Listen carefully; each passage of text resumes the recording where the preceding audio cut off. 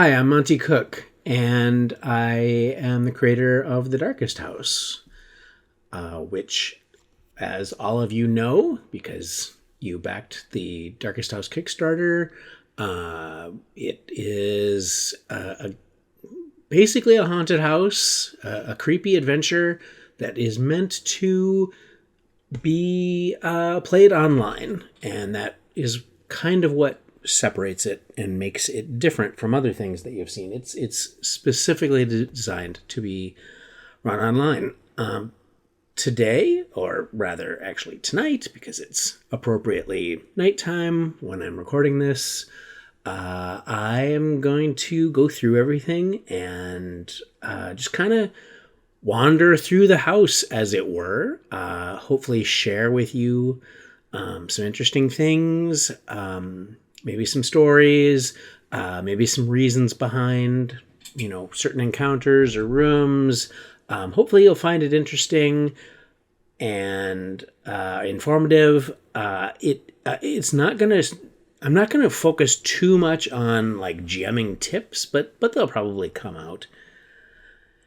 And so, why don't you join me? And here I am looking at the Darkest House, and you can follow along, hopefully. Of course, the version of the app that I'm using is called the Devoured Halls, part of the Darkest House, and that is simply because when we did the additional rooms for the Devoured Halls, we needed to call the new app something else, and so it says Devoured Halls at the top, obviously, but it's really the Darkest House in its entirety, including the Devoured Halls.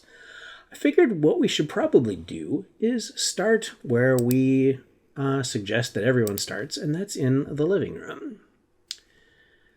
Now, you probably know this. I've written about this before, but the Darkest House came out of my one of my Invisible Sun games. Or in fact, it has played a role in two different Invisible Sun games that I ran, two different narratives. And the first time I used the Darkest House, parts of what I had created for that game showed up in this finished version of the Darkest House, this published version, but they're kind of sort of lost in the middle of the house. I'll point them out, but this room is absolutely the first room that I introduced players with the second time that I utilized the Darkest House.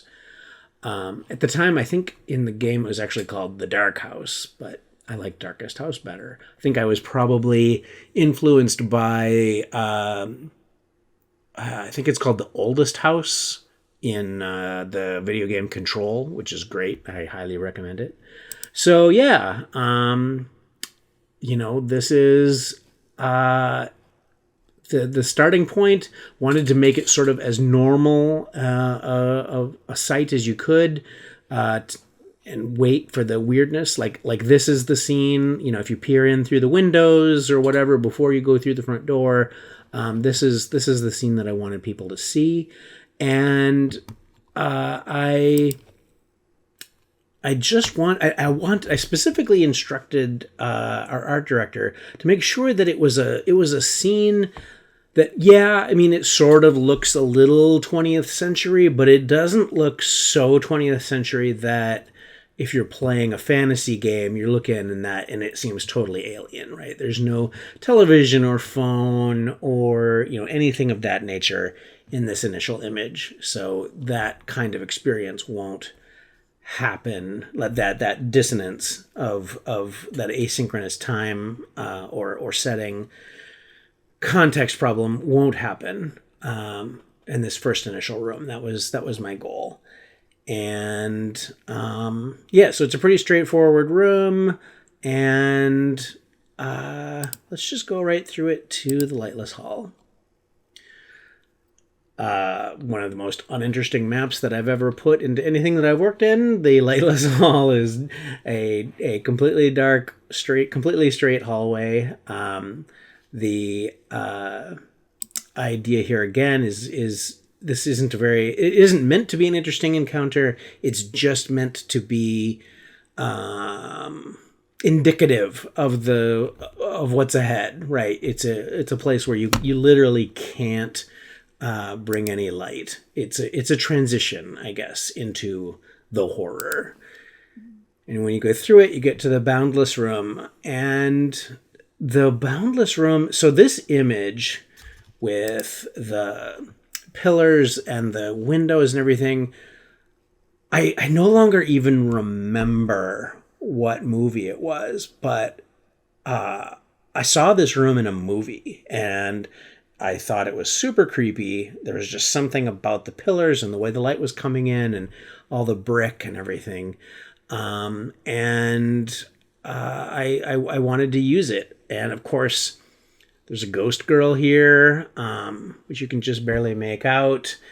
And that's intentional. When we play tested this and used this actual image, obviously when I ran this as a home game, I didn't have this image. I didn't have any of these images, of course. They're made for the product. But when I play tested this with new people and ran through this room, everybody noticed the ghost girl right away, even though I think she's really hard to see. But, it doesn't ruin anything. In fact, I think it enhances something if suddenly a player just suddenly says, "Oh my gosh, there's a girl back there." So I thought that was kind of cool. It's one of the few what I would call puzzle rooms in the Darkest House, and I don't think it's a very difficult puzzle at all. You just play around with the clock and you'll solve it by accident, really. And that's totally intentional. It's one of the lessons that I have learned as a game master of 40 some years, is simple puzzles are better than hard ones. Because, with a simple puzzle, when the people figure it out, they'll feel good about themselves and they'll feel smart, and it serves the purpose in the story exactly the same as a difficult puzzle would, except for the difficult puzzle might take the entire game session to solve, and it becomes frustrating rather than fun. And when by the time that you're done, you don't feel smart. You feel like you just feel relieved that it's finally done and you can move on to another encounter. So I've tried to make most of the puzzles that I've done in this adventure and in more recent adventures as well not too hard. So, obviously this room, you go off in either direction and the room just sort of keeps repeating itself endlessly. And that's purely flavor and is just there for, it's freaky and weird. And it is, again, like a really good introduction to the concept of the Darkest House for the players. They're going to realize, okay, this is this weird stuff is going to happen in this house. And that's really all I really wanted to accomplish here. So you solve the puzzle with the clock and you go to the room with the hidden elevator. I enjoyed actually giving a lot of these rooms evocative names, but I also in a room where there was nothing evocative, I actually went out of my way to give them rooms that would just be memorable. Like, I imagine that when people are like trying, oh, what was that one room? It's got the hidden elevator in it. Well, okay, it's called the room with the hidden elevator. And so that's the whole point of some of these names. Again, this is just kind of a connector room. There's some weird stuff. We get one of our first remnants here under the rug. I guess there was one in the living room too, but I guess it's as good as time as any to start talking about our good friend Philip here, who is writing all of these journal entries. And there, in my mind, there is a story that is told through the journal entries of a man who owned this house and feels like he's going slowly insane, but maybe he's not going insane at all, and he's just encountering a lot of weird stuff. And I wanted it to be so open-ended that maybe because he's going mad is what is making the house so weird. That there in my mind there's an inextricable link between Philip and the Darkest House. And and then in addition to the fact that you learn a lot, like once you start finding enough of these remnants of his journal, you'll learn a lot of things. Like here, you learn about the knife and the armory. You might not know enough before you wind up in the armory to utilize that information, but maybe you will. And if nothing else, you'll learn about it after the fact, and you'll say, "Oh yeah, this was in that journal. Maybe we ought to pay more attention to those journal entries that we find," right? Because clearly, what it was talking about with the knife and the armory and getting out of there, it all was true. So let's go to the library from here. Library was a fun room. I think the sort of initial encounter in my home game was the key of the encounter was really the books on this rear bookcase, which they move so that the spines will spell out words. And really that's kind of the whole thought behind the library here is that. And I just thought that was a cool image. And of course there's a secret a secret area behind the bookcase, and had a lot of fun coming up with the various books that are on the bookshelves. A lot of these are books that are real and that I own. Right off the top of my head, The Book of Lies, Outside the Circles of Time, The Key of It All, Liber Null. Those are just books that I saw on my shelf, obviously H.P. Lovecraft. And then I also made up a bunch of stuff, like The Tooth and the Claw and Eyes of the Centipede and whatnot, that I just wanted to kind of,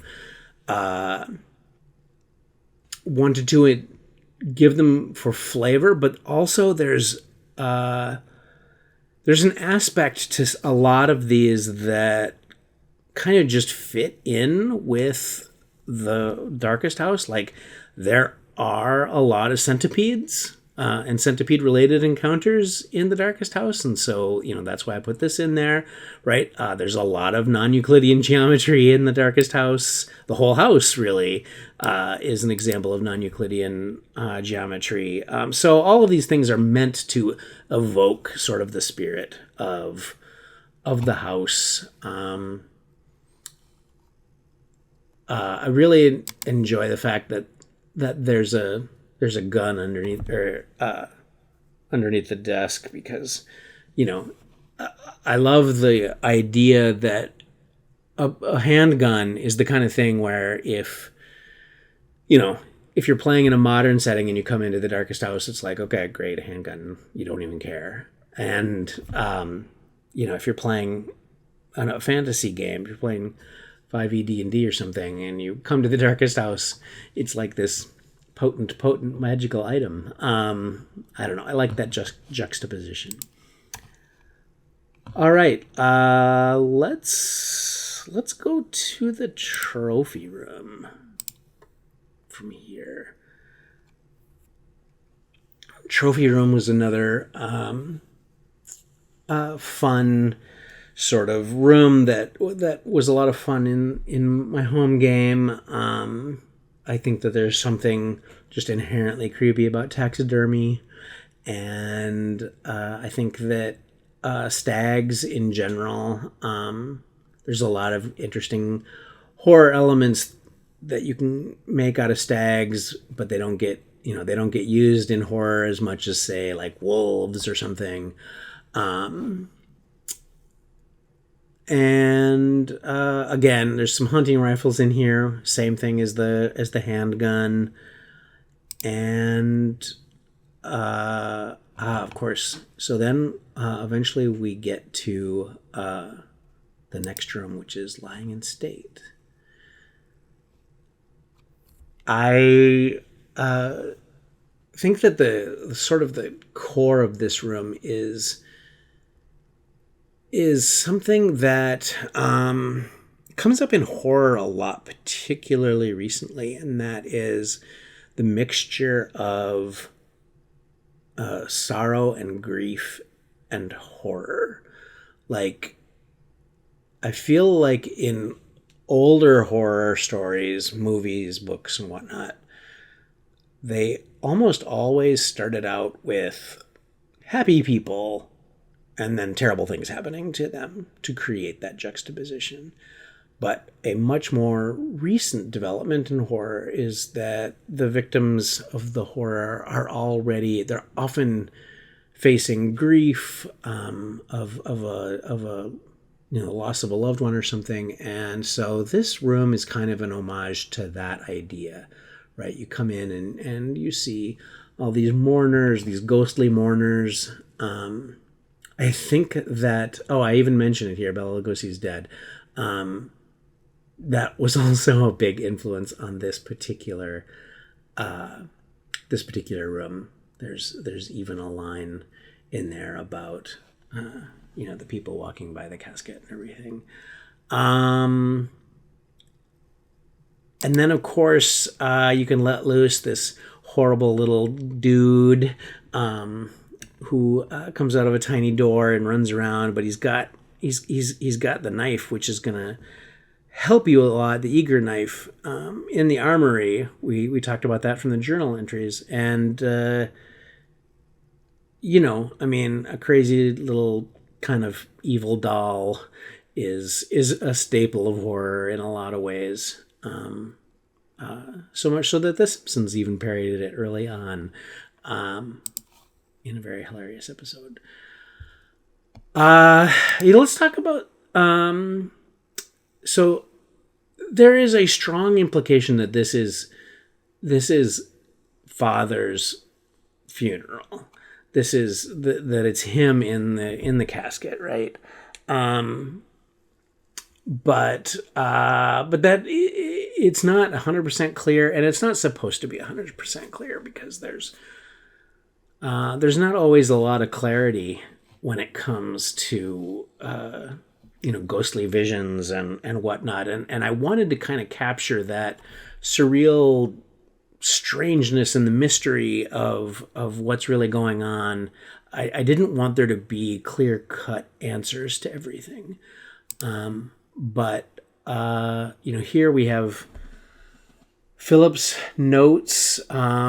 Where he was sort of supposed to give a eulogy for his deceased father.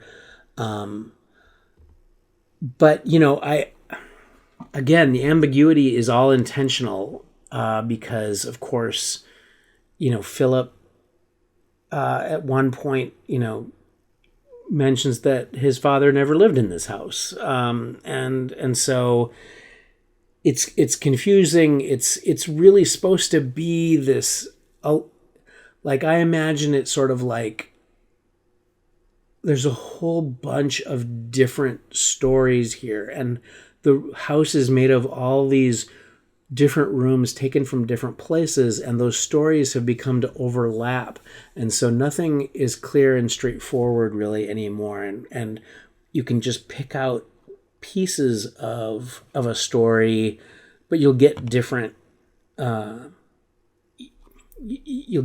stories the more you sort of peel it apart a little bit. Oh yeah, let's go to a familiar. These are actually.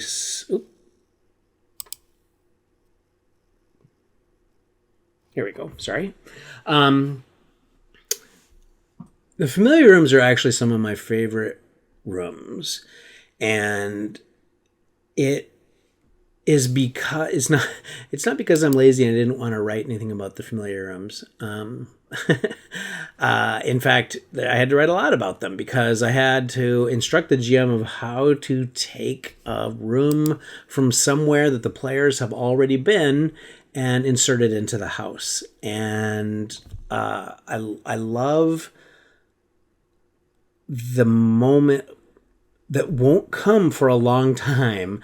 It's a bit of delayed gratification, but it's, you go, the house has ripped a room from your own past and added it to itself, right? And so when you go in, like if it's, you're, like it says, like a bar where the players, the player characters frequented, and they go in there and everything will look familiar and everything, and the assumption is, oh, for some reason the house is creating an illusion that of something from it's taken it from my own memory or whatever, and that is pretty much what everyone always assumes, at least in my experience.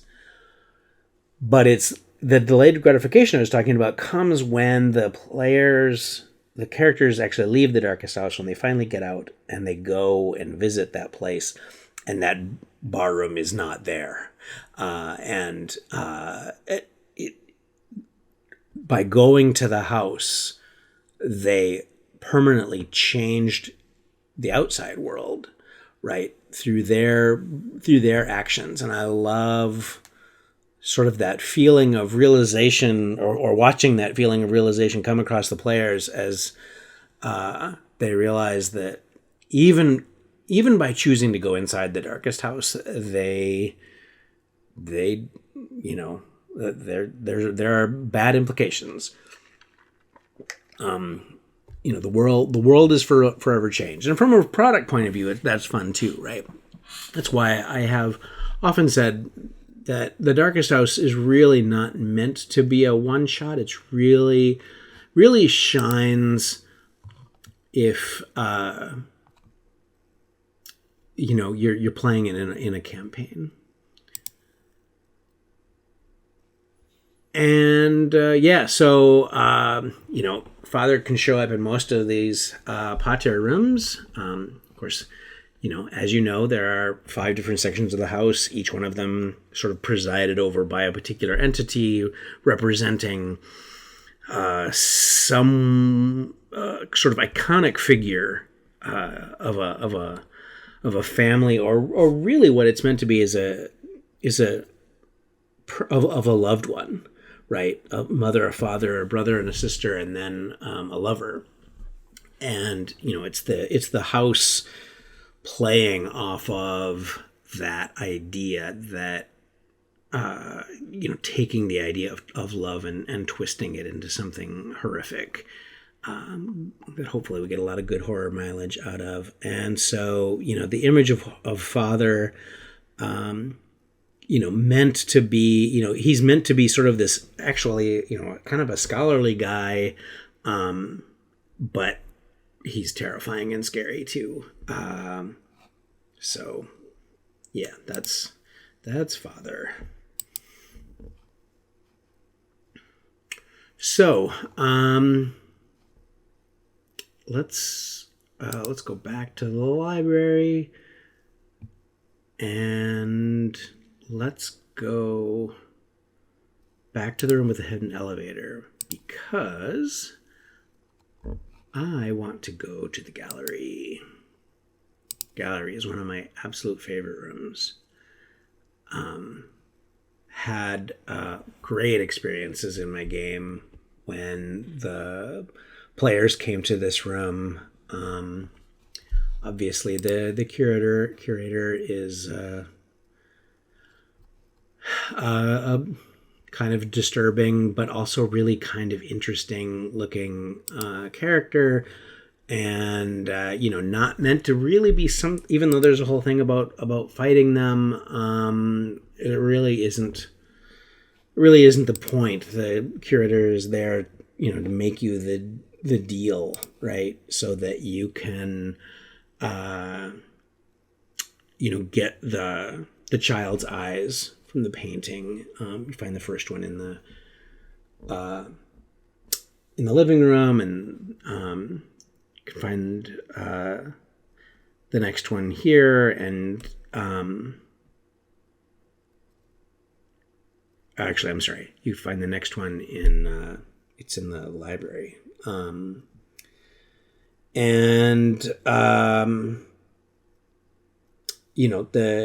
It's going to show, like, I love the idea of one player, one character being able to see things that the others can't. And so one character can get the eyes of the child, and then suddenly a certain amount of the information that goes to the players actually gets funneled through the one player who has the eyes, and that can be a very creepy experience, both from the point of view of the people who can't see and the one who can, right?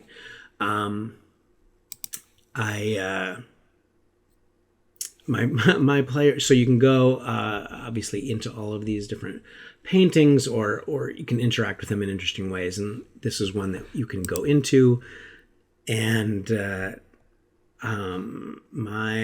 players in my Invisible Sun game ended up actually stealing this painting, and kept it so that they could, once they defeated the creature, they kind of used the pyramid as like a little place that they could retreat into, if they just carried this painting around, and their maker had made a magic item to carry it around in, so that it was easy. And so and of course, here we get our first glimpse at the Smiling Man, who is definitely a recurring character throughout the Darkest House. He's actually the one, if you kind of put it all together, he's actually the one who tore out all the pages of Philip's journal and scattered them throughout the house, and he's just an entity of pure terror and madness and chaos, and I am a big fan of him. Obviously, can kind of see shades of like the Joker in this, although he's obviously much more supernatural than the Joker. I never actually had anyone complete in any of the games or playtests or anything actually complete their own painting so that they could use it as a way to get in and out of the house. But I thought it was a great option for really industrious players. All right. So let's go up the stairs here and go to the interior courtyard. And this is a room that absolutely terrified my players, and it was totally because of the huge black hand that comes down out of the darkness, and gets drawn up in there. And I almost had a character fall victim to that, but through some interesting use of spells and whatnot, they were able to avoid it.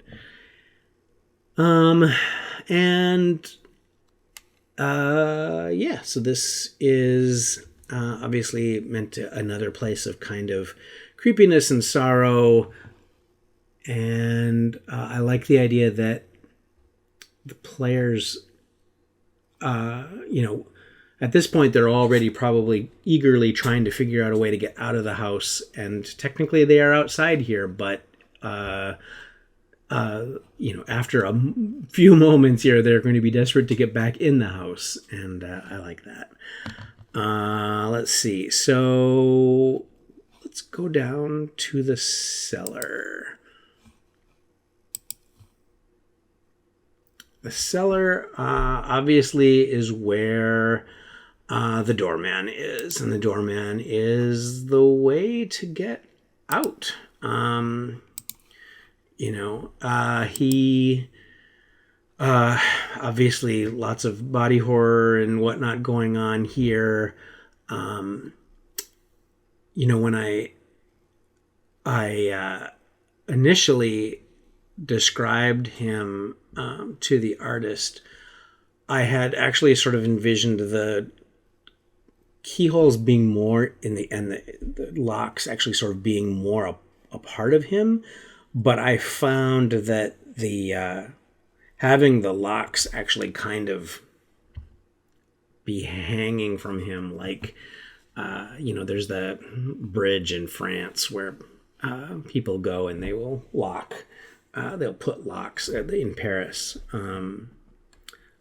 Maybe you know what I'm talking about. Sorry, I don't remember the name of the bridge, but where you sort of seal a promise or your relationship or a secret or something as you put your lock on a part of the bridge. And now there's, of course, thousands and thousands of these locks there. And I don't know. I sort of like the idea that this is a kind of a reminiscent of that. There is definitely an implication that while he is the way out, he's more than that. That there are probably other secrets locked away in all of his locks. And of course, you can, you use the silver key and you can unlock him, and you can get out. You can exit the house. This is the sort of the primary way to do that. But you can also use him to get to Philip's study, which, it's in the amateur section of the house, and it is, overall the amateur section is difficult to reach. There's only a few kind of weird ways to get. Let's just look at the map. So the amateur section, you can get there via the doorman, and you can get there. Let's see, from the Wheel of Blood, but all of these are very non-standard ways. If you're just literally walking to the house or walking through the house and only walking, you're not going to ever get to this section of the house. It's sort of, in many ways, it's the deepest section of the house. And I always saw it as like the part of the house that is actually closest to Philip and Philip's heart and whatnot. I mean, this and Amator is ultimately where you get to go to the original house. But let's not go there quite yet. In fact, let's go into the Mater section, and let's go to the sewing room. So the sewing room, I tried to kind of play off of a lot of the stereotypes and cliches, so father gets the library and whatnot in his section, and mother gets the kitchen and the sewing room in hers. And it's not it's not it's intentional, but it's not meant to portray anything other than the house is playing on upon our own preconceived notions. And so the sewing room again was one that featured in my Invisible Sun game quite prominently. In fact, so Gilravage, the dress, the haunted dress, shows up in an Invisible Sun product. If you're interested in that and completionist, she let's see, it would be the Nightside book. But really, if you don't fall victim to her, you can make your way through into the rest of Mater here, and I like the mannequin room a lot. I'll just be forthright. I find mannequins to be super creepy. It's just a personal thing, and going in here and being attacked by mannequins, and the mannequins actually, sort of encasing you in this weird sort of encasement, and kind of making you into one of them. There's an old Twilight Zone episode, like the old Twilight Zone, where there's a spoiler alert, but there's the main character seems to have this weird affinity with this department store and these mannequins, and it's because she is one, and every mannequin gets to go out into the real world and pretend to be a real person for a while, and I don't know. There's just a lot of horror, I think, that is wrapped up in mannequins. And of course, this being the Mater section, we can also run into Mother. And, I wanted to spare no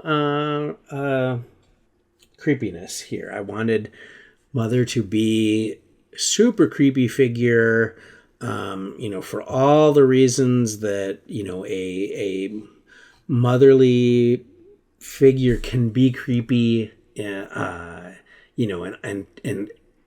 exploit all the things that are supposed to be wonderful about motherhood and turn them on their ears in the ways that, Psycho and, so many other horror movies and books and stories have done. I wanted to carry on that grand tradition of making mothers and motherly love into a really scary and creepy thing, and I think the artist just outdid themselves with that. That's one of my favorite images in the whole product.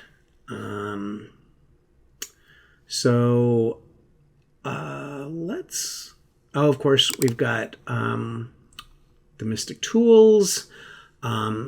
Mystic Tools, as you know, are the set of tools that can be found throughout the house. And if you gather them all together, including the blueprints, you can construct a door. It's obviously another way out and a way back in. Again, it's one of those things that I put into the adventure to really empower the industrious players that we sometimes get, right, where they want to make a change to the adventure, a permanent change, and certainly building the door with all the Mystic Tools is a great way to enact a permanent change on the house, and there aren't a lot of ways to do that because of the nature of the house. So I think that's pretty cool. Let's go from here. I'm not quite ready to go to the elevator yet. Let's poke around in Mater a little bit more. So let's I know I could go to the index, but I think it's kind of fun to wander through the house this way. So let's go to the storeroom, which, again, our friend the Smiling Man shows up here. The artist, again, did a fantastic job. And, you know, I love the actual meat of the encounter here, which happens with only one player. And it is this implication that the player gets caught up in something and an incredible amount of time passes, but only for them.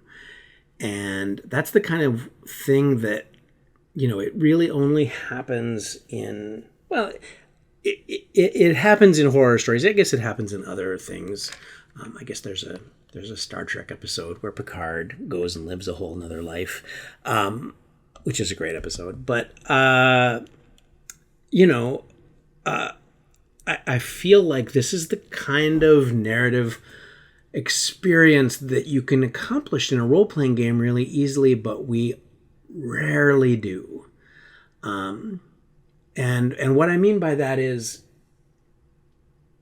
it literally is as easy as saying the words, you know, maybe a year goes by, and that's all it takes to have a year go by. And you know, because you know, the whole game, you know, there are no requirements, right? And we don't have to do anything over and over again or whatever to just say narratively that a long amount of time, days, months, maybe a whole year goes by. And, you know, this is the kind of thing that will forever change a character, because it's not just an illusion. It's not just something that they imagined happening. They really are trapped in this room for like a year, and but they return, you know, moments after they disappeared. No time has passed, and, you know, they've had this experience, and of course they can relate it to the other players, but, you know, it's really only going to deeply impact that one character. And, you know, as a GM, I think the thing to do, because there's other things like this in the Darkest House, where, you know, one character has a sort of fundamentally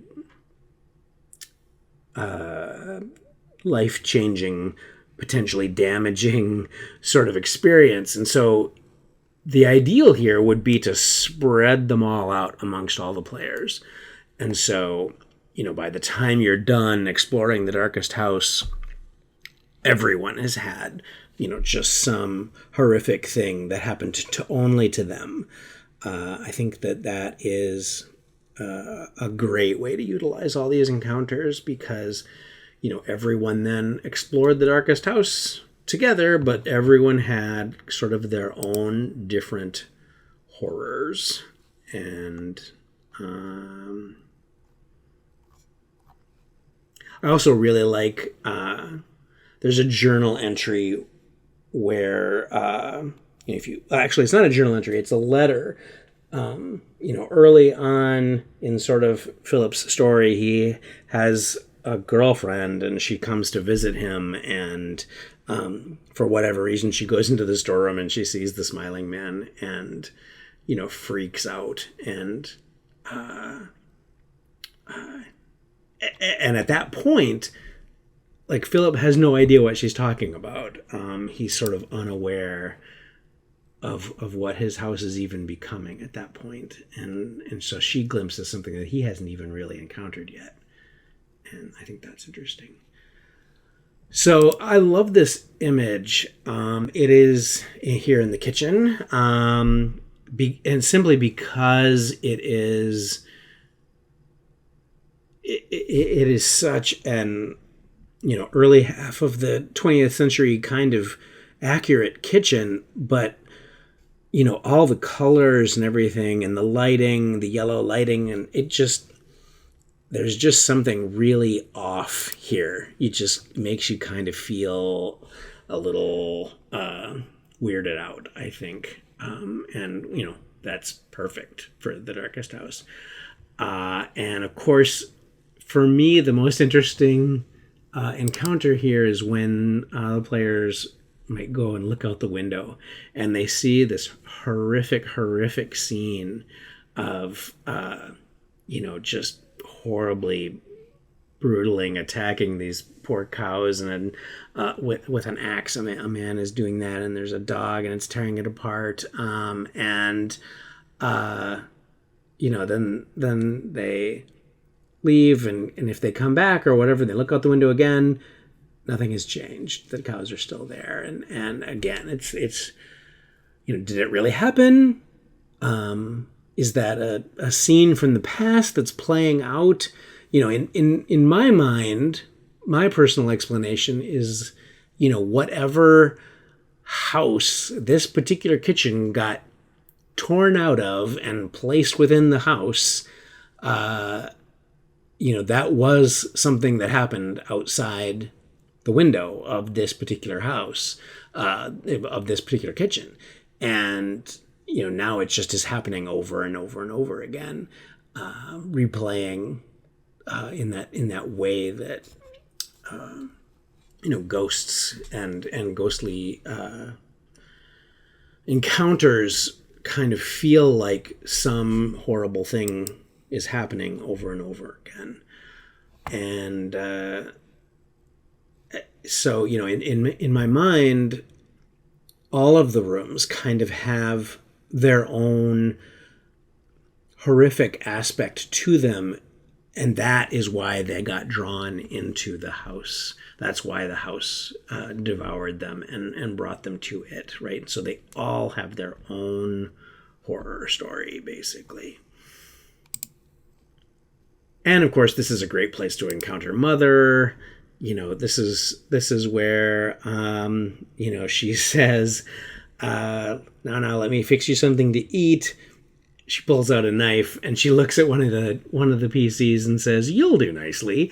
So it's that great mixture of the nurturing mother that wants to take care of her babies, but is going to do it by murdering one of them and feeding them to the others. Let's go to the parlor.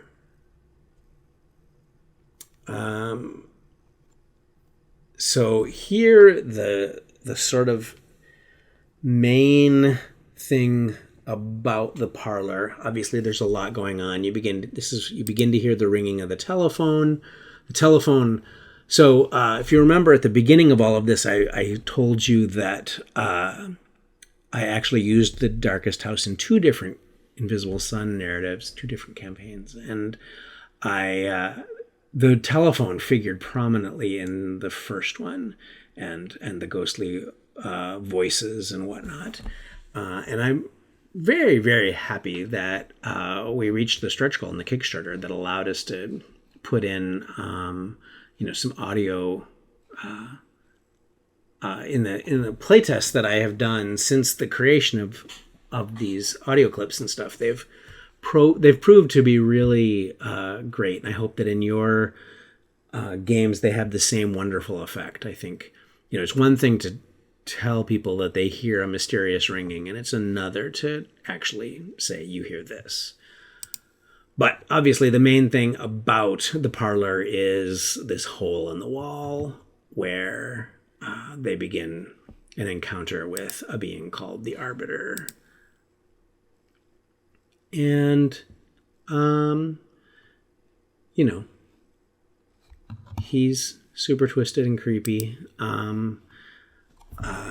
Playing off of that whole archetype of, an evil entity, an evil supernatural entity that offers you a deal, right? It's a very sort of Clive Barker like experience where someone is offering you something, but you have to give them something in return, and it's going to be horrible. And I mean, he even looks like something out of a Clive Barker story to me, and that's intentional. I'm definitely paying a lot of homage to his brand of horror, actually throughout The Darkest House, to be really honest. So they can make a trade, and they can get something real. He's not lying. He's not trying to cheat them. But you have to pay a pretty significant price, perhaps, to get anything from him. Yeah, and so maybe it's worth talking a little bit about treasure, right? Because in every adventure, the players want treasure. I'm of course generalizing and exaggerating, but adventures and treasure go hand in hand. And I, obviously, The Darkest House has its own internal system, and really is meant to be as system agnostic as possible. So all of the treasures that you can come away with, obviously there's the stuff that you can find that's worth money, but I really strove to come up with like treasures, magical items, right, that if you got a hold of them, they would be useful no matter what game you were normally playing. When you return back to your normal context in your normal world, you would find a way to use this. So like none of them have really anything to do with game stats at all. And, they're more sort of just generally useful. They're the intention also with them is that, unlike a lot of magic items that you get in a lot of games, like they sort of have one thing that they can do, and they do it sort of unquestionably. Like there's no role to make, like when you read about the Arbiter's contract, for example, assuming that you actually fight and defeat the Arbiter, which is super hard. But, it is sort of has this absolute effect. There's no die roll. There's no question that it's going to work. And that is true of pretty much all the items. And so it's sort of a hallmark of the items that the players potentially could come away with here. And we got another journal entry. That's right. And it is totally and completely intentional that the players are going to get some piece of paper, and it's going to start talking about the antinomy and the lacuna, and there's no explanation for what these things are.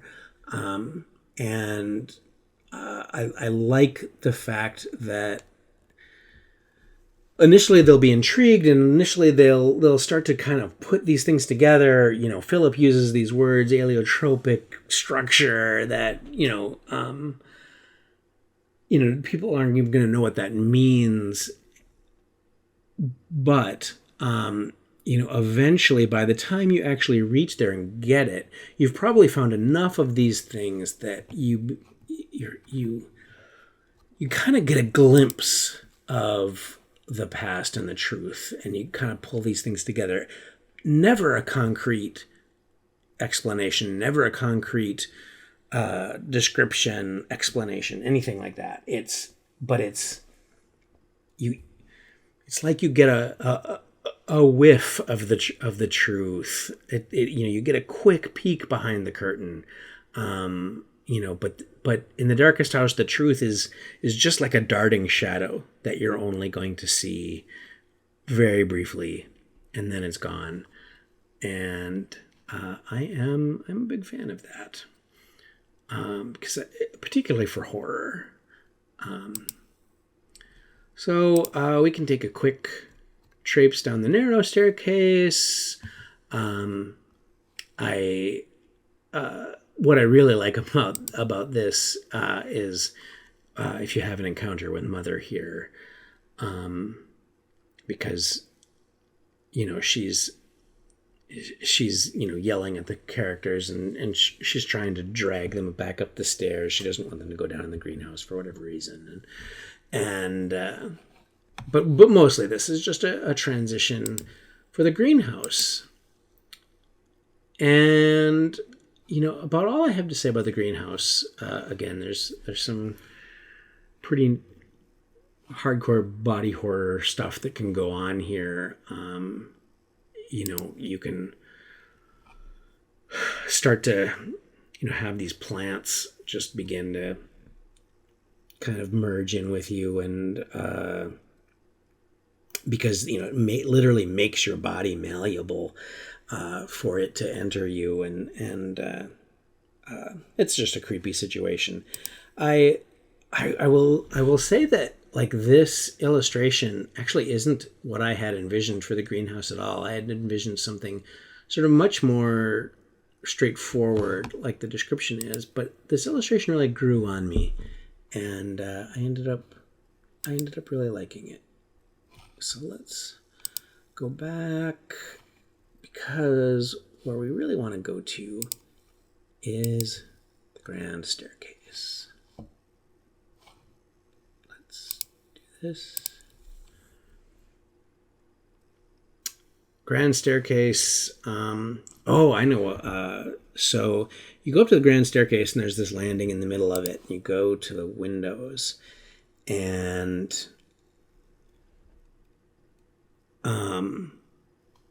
so you see this sort of really scary thing seen through the windows, very creepy.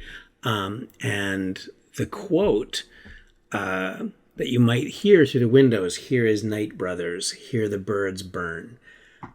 This is a direct reference that I put in because that is the first ever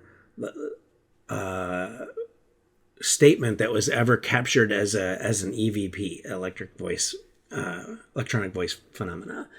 And that's when, if you've ever watched any ghost hunting type show or anything like that, right, where they're trying to capture voices of the dead or whatever in a haunted place, and they're you can't hear them, but you can record them or whatever. But supposedly the very first one that was ever recorded, the first person to ever think, oh, let's give this a try. Let's see if we can record voices. That's what it is, and I don't know. I don't know what it means. And I'll just be honest. But I love it. I think it's super creepy. And I guarantee you that if you get to this point and you get to tell your players that that's what they hear, they're going to be freaked out and scared, and they won't know what it's talking about. And neither will you, neither will I. But that's just weird and mysterious. So we can go from here to what I decided to call the dripping room rather than the wax room, even though it is all basically just wax. And I created this room because I just thought that the image of a wax sculpture, like a Madame Tussaud kind of House of Wax sort of thing, but the figure, the wax figure that's coming at you, that's going to trying to get you is melting. I thought that was a great image. And then of course underneath is this surface that's all full of holes, and of course that brings up the idea of tryptophobia, which is the fear of holes and holes in surfaces and whatnot. It is in the research that I did, it is not a sort of legitimately recognized thing, in the same way of like claustrophobia or whatnot. But there's, enough people sort of experience it that it has a name and whatnot. So, lots of little holes and stuff freak people out. And of course, horrible little things come out of the holes and whatnot, because this is the Darkest House and it's full of creepy stuff. It's what you signed on for when you came in. All right. Let's go back to the grand staircase. So I was going to go up to the Great Hall, but I think I'd like to stop into the Wheel of Blood first. And I love this room, and one of the reasons that I love it is that I discovered this artist online. He's got all these posts on Instagram, and so none of these were actually created for the Darkest House. These are all images that he had created before we ever contacted him, and we basically just got a special license to use these works that he had already created. But I love the fact that these sort of tell a story, and to me, the Wheel of Blood is not his name, and the painting names here are not his names either, the artist names, but they're kind of what spoke to me, and about how these wolves feed on the blood of this stag, and then the implication that sort of this more tree grows up out of the blood, and there's sort of, we all in biology class, right, you would talk about the circle of life and all of that, but nature is its own sort of form of a horror story, right, with things that happen in nature, and predators preying upon prey, and everything. And so, I really wanted these paintings, and you'll see a couple of other of his paintings in the studio as well. But I wanted to make these really important, and so this is yet another way that, probably the most likely way, based on my experience, that the players will find their way to the Amateur section. They'll go use these paintings and to get to the festival. It's also one of the few places where players are actually going to get insight into the fact that there are these different sections of the house. Other than encountering the various entities, they won't really get a full awareness that the house is divided up into these separate sections. They won't even really understand why sometimes in certain places they'll eventually encounter mother, and in other places they'll encounter brother. So anyway, that's one of the few places where they sort of can kind of start to see, the house is subdivided into sections, and here are their names.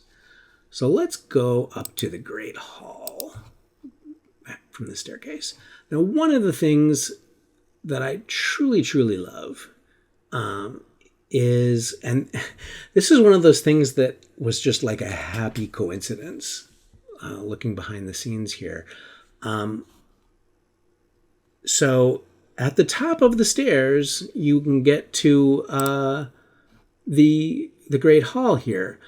But, and I had said that there was this grand staircase, leading into this room. But I had not told the artist clearly that it was at the top of the stairs. And so it's actually at the bottom of the stairs. And I, rather than have him change the painting, I leaned into it, right? Because I love the fact that you're going up and up and up in these staircases, and when you finally reach the top, you're coming down, and it's a fun transition to explain to people. This room, this big 3-story room with an old-fashioned elevator in the middle of it, I take the inspiration directly from the movie Crimson Peak, which wasn't a fantastic movie, but the house is really, really cool. And so that was very much an influence.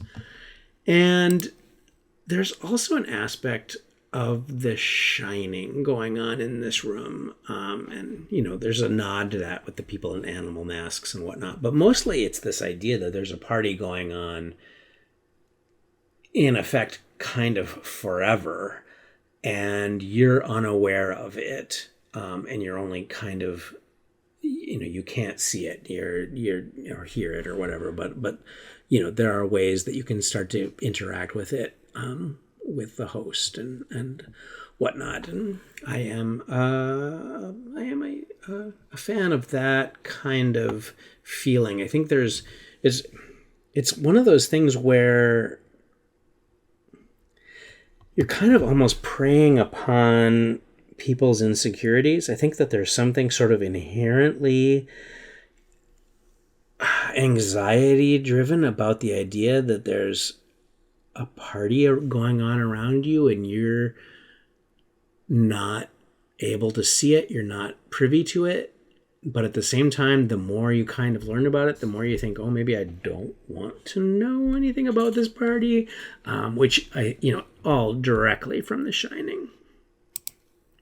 Let's talk about the elevator. And so we've taken the elevator and we've gone to the mannequin room in the room with the head and elevator. Let's go down to the back rooms on the elevator.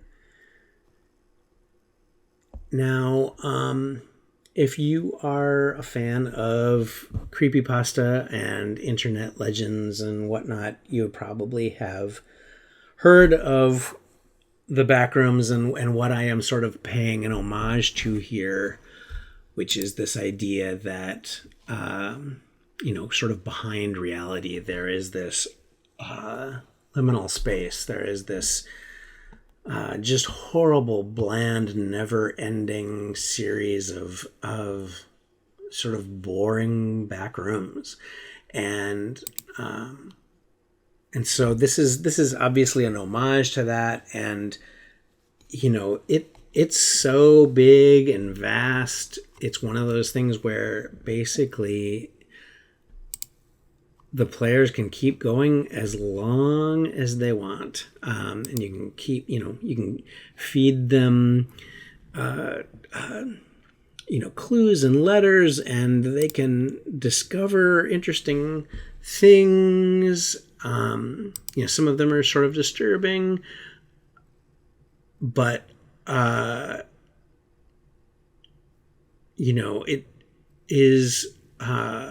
it is very much sort of true to the idea of the house that, there's just this literally infinite space of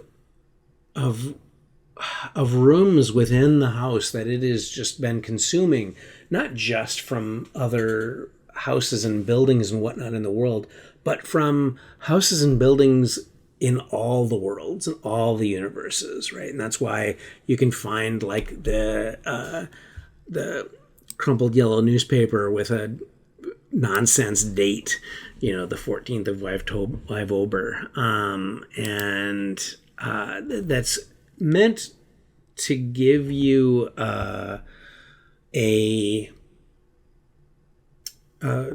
just sort of a sense that we're talking about all of reality here. It's not just this city or that the player characters were in. It's not just even the world. It's we're kind of tapping into all kinds of things here. And of course, you can encounter the smiling man here. He sort of like his stomping grounds.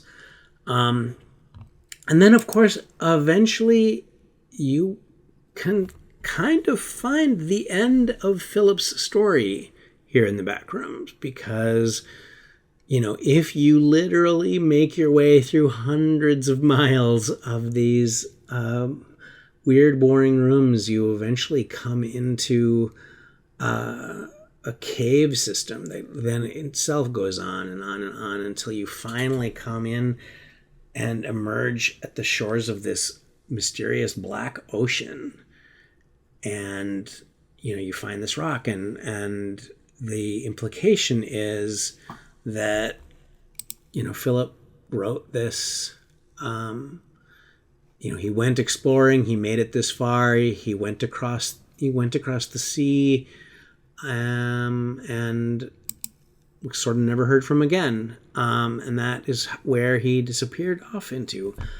And, you know, I can imagine, I did not have players that did this in my own games and playtests and whatnot, but I can imagine, you know, that maybe you might have players that decide to follow him and go off. And, you know, that's a great opportunity to put whatever weirdness you want, you know, beyond the sea, and have that be a whole separate adventure. And I imagine, in my mind anyway, that's probably, like, if you can get whatever's on the other side of this sea, when you get there, I mean, it's probably all kinds of super weirdness, but if you can get out of there, you can finally get out of the house. And so it's another sort of exit. All right, and that brings us down to the Guardian, which is sort of meant to be the bottom level of the house.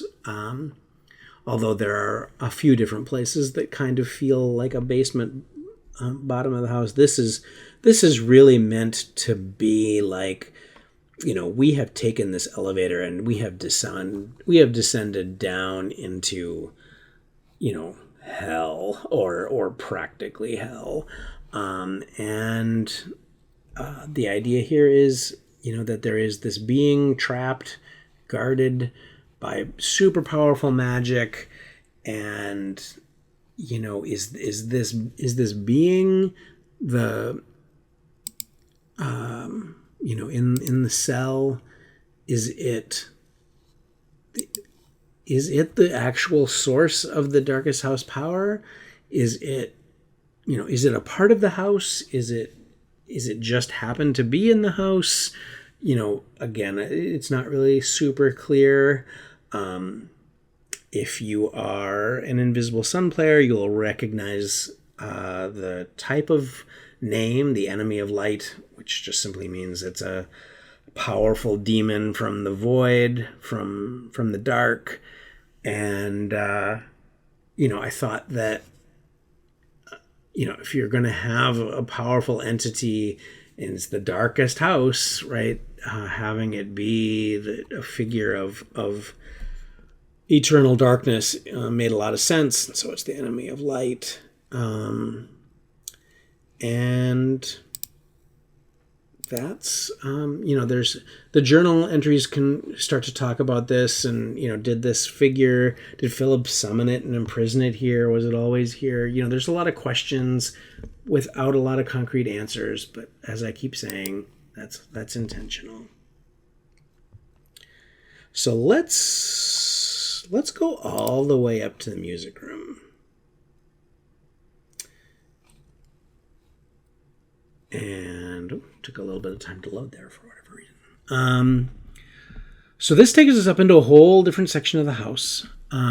It's the soror section, the sister section, and this is another place where you're now very close to being able to go through a door here and go to the gatekeeper, which is the entity which is guarding the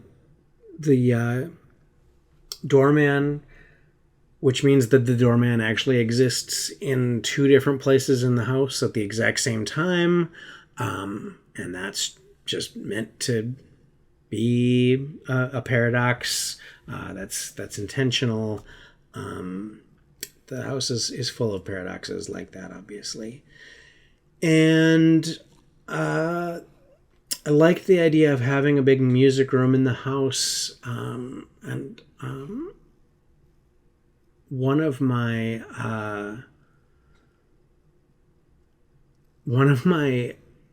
favorite lines is actually this very simple little one. There's an aura of practice and punishment here. You know, I don't know if you're like me, but when I was young, I was forced to take music lessons, and you know, it was not my choice. It was my mom's choice, and you know, I hated them and saw it. You know, all the time I was supposed to spend practicing was just horrible torture. You know, and of course it's not. It's just that it wasn't what I wanted and whatnot. But I think a lot of us can sort of look at a room full of musical instruments and understand the idea of practice and punishment being sort of woven together. So this is, let's see, there's a viola here. The idea being that perhaps sister played the viola, and the reason that we suspect that to be true is because, where is it? Yeah, here we go. There is a piece of viola music that has a note written on it, and it's supposed to be from Philip to his sister, which is paradoxical because at one point in the journals he says that he didn't have a sister, but you know, it refers to the hidden chapel, which is a place in the Soror section that's going to be pretty hard for the players to find, but at least now that they know that it exists, which is kind of the first step. And I also wanted to point this out. This is a real piece of music for viola that we put in here. And you know, if you have someone in your group who reads music and is used to, you know, looking at sheet music, they will recognize it as being for real. So from here, you know, what I actually want to do is go back to, you know, here we were just in the music room, but in the Soror section. And this commentary is getting long, but I wanted to actually start in the garden, and this is in one playtest. This is the way that the players entered. Was they climbed over the wall and got in, and well, in two different playtests, actually, this was the way the players got in, because in one, somebody climbed up, looked in the window, saw a room full of creepy dolls, said nope, and decided to go back in through the door, which of course takes you to the Fratier room. But let's actually go into the doll room from the garden here. You know, we just have seen enough horror films and read spooky stories and whatnot to just automatically be creeped out by a room full of dolls. So of course this is where this was the safe room, right? This is the room that I created intentionally so that players had a place that they could sort of retreat to and rest and be safe. But of course you don't know that unless you listen to the radio in the show-in, but we'll get to that in a minute. But yeah, there's a lot of creepiness here. There's a lot of really, the artist just put in all kinds of creepiness. The two-headed doll and the doll with the severed head and whatnot. Actually had to tone it down. The artist had originally done it. There was even way worse stuff, and an implication that of a real presence in this room that does not exist in the actual product. So we had to kind of take some of the stuff out. I think there was actually like a hand reaching out of the cabinet and whatnot.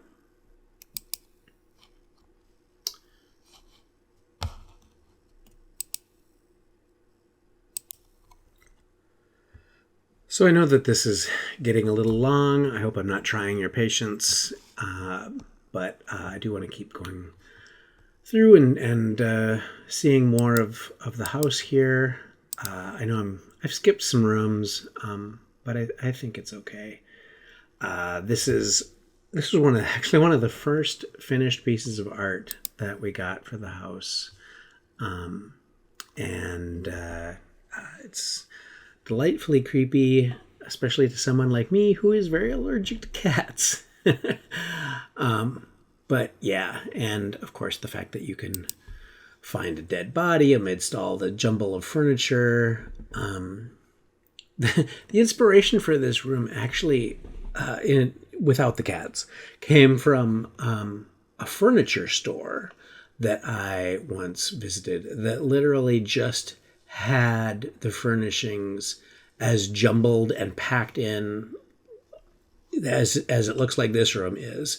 I mean, like literally you had to crawl, you had to, kind of flip over the back of a couch to get at a table. And it was kind of crazy. And I don't know, my mind kind of began to wander a little bit and think about, things hidden amongst the furnishings and underneath and whatnot. But, that's, I guess, just the way my mind works. Of course, this is where you will first begin to start hearing the music from the radio.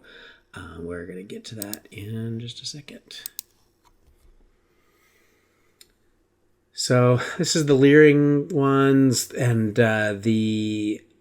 basically it's just a corridor. But I will say that in the playtests, the players had a lot of fun in this room, and they had fun because they all had to come up with the things that the faces say that annoyed them about another, annoyed a character about another character, and it was fun. It was that particular game that I'm thinking of was a one shot, but it was fun because it gave the players all an opportunity to make up past experiences that they had with the other characters.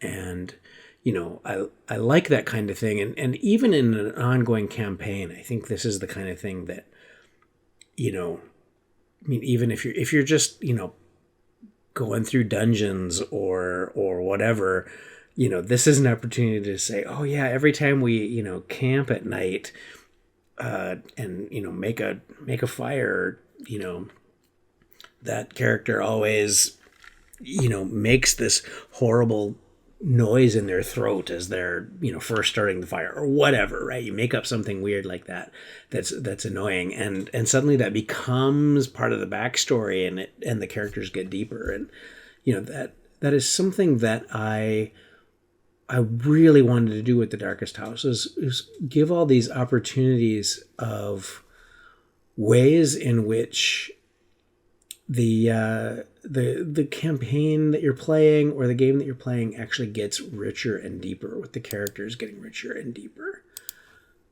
Let's go to the show now. This encounter is actually based on one of the very first instances that I had of the Darkest House in a game that I was running, and in particular, the Corpse Woman. What's called the Corpse Woman here. I think in my original version, I think I just referred to her as the witch or the dead witch or something like that. And I think the initial inspiration was actually what is the video game Left 4 Dead, I think, where you don't startle the witch. There's a particular type of zombie that is really, really scary and kind of like this. There's also a Marvel character whose name I don't remember, from way back, like in the late 80s or 90s, who like fought Wolverine, but she had really long claws like this. Anyway, really digressing at this point. So, this plays off of the sort of, the trope of, seeing a silhouette and it, of course, not being a silhouette of what you think it is at all, right? That the silhouette or the shadow does not look like the actual thing. And so I wanted to play with that. And also this is a room that shows that, the Darkest House is stealing away rooms from all different places in the world and worlds and times and everything. So, I kind of set this up as being obviously a Japanese study, but putting kind of the old timey radio. I imagined it was like in a Japanese house, like in the 30s or 40s or something like that. But anyway, this is of course where you can listen to the radio. And for, some characters, they won't really know what a radio is, but they'll figure it out. Other characters will know exactly what a radio is and will not really be used to the fact that they're, can interact with the voice on the other end of it. Obviously, it's a haunted radio, and this played a big part in that first time I used this in a game as well. And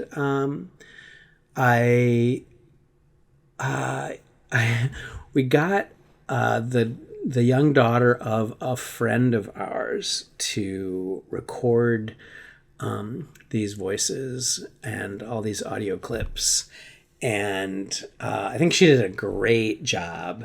And she's, I can't remember. I want to say she's like 5, and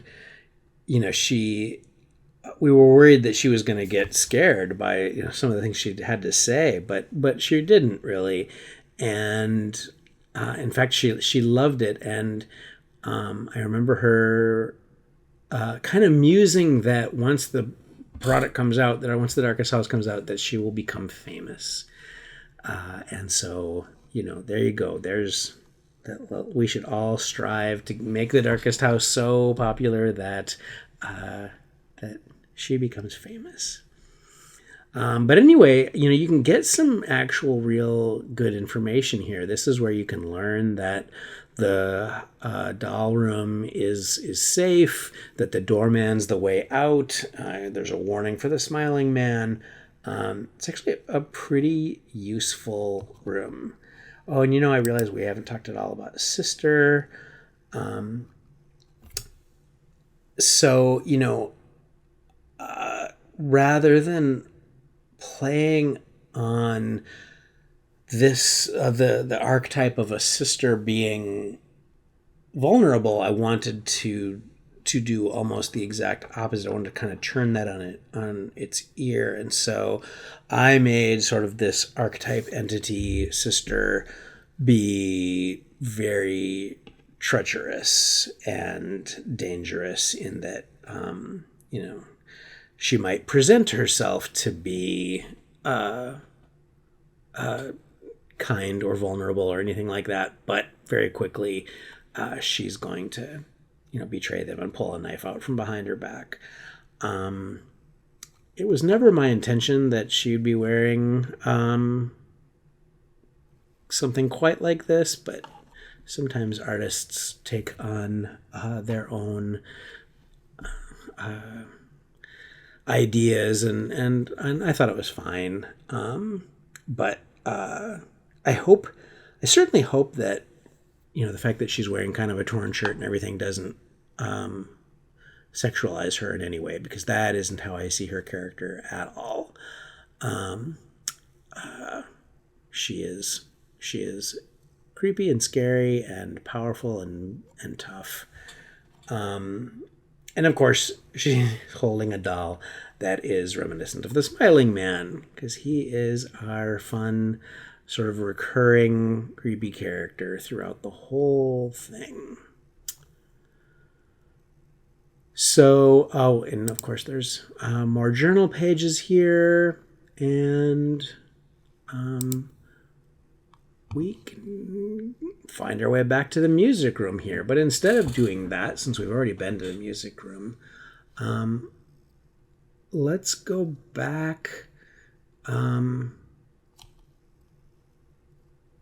Let's go back to the Leering ones, because from here we can go to the ballroom.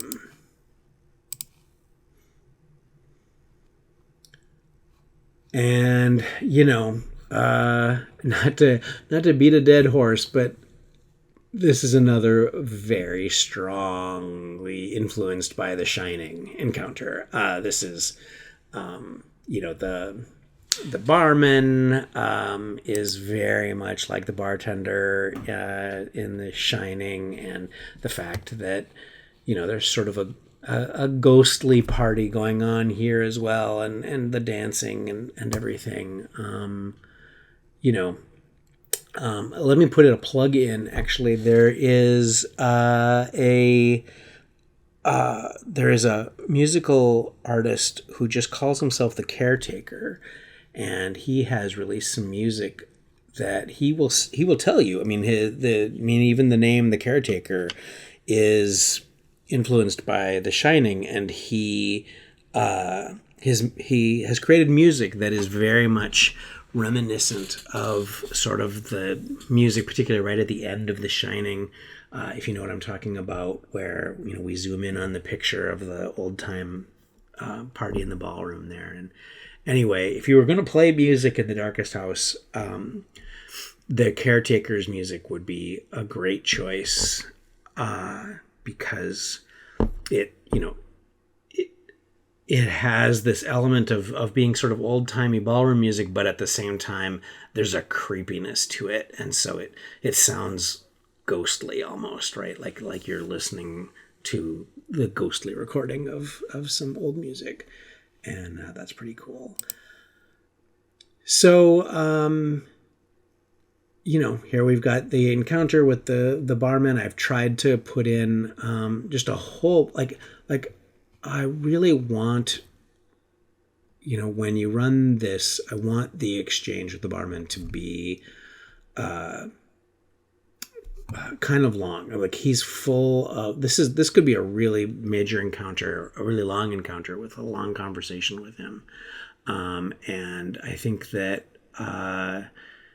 particularly as the characters might, if they're drinking, they might become intoxicated, and that changes the encounter, and I enjoy all of that. And then of course when you start fighting with him, we get a horrific picture with some centipedes coming out of him in terrible places, and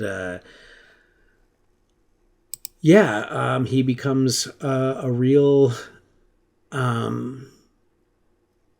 kind of terrifying encounter on a couple of different levels, because he sort of attacks you physically, but also plays off of the idea of addiction, and he can instill a craving for whatever it is that you might sort of just like as a character, and turn it into an addiction. And I think there's a lot of great role-playing opportunities there, asking a player what their character would become addicted to, because it doesn't have to be just alcohol or drugs or something. It can be, you know, if you're playing in a sci-fi campaign, and you got the roguish star pilot, he's addicted to always being on the move, right? He's always flying through space, or if you're playing in a D&D type setting, and you got the paladin. The paladin's addicted to meting out justice or whatever. So I think that's a lot of fun opportunities. And of course, if they are able to get behind the bar, they are going to get another key, which is going to, just like there are 2 instances of the doorman, there are 2 instances of the key, which will open the doorman and potentially get you out.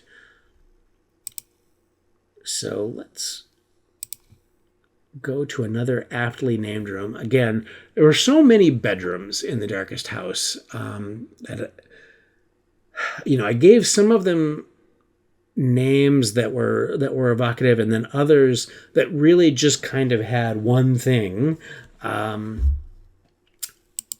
very straightforward name, right? So the only thing that's really memorable about this bedroom is that it's got a secret passage, and so this is the way that you get to the secret chapel.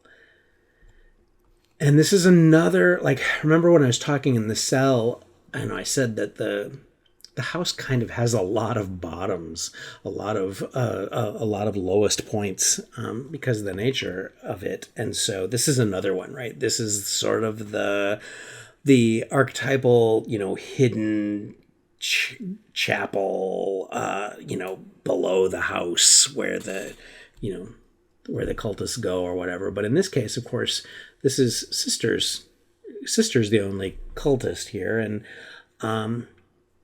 there's a lot of little touches in here about all these things that Sister has stolen, and put in here, implication that at some point in some house there was the sister who built a weird little chapel in the hidden basement and worshipped some dark, horrible entities and gods, and I like that story. I like playing off of that story, and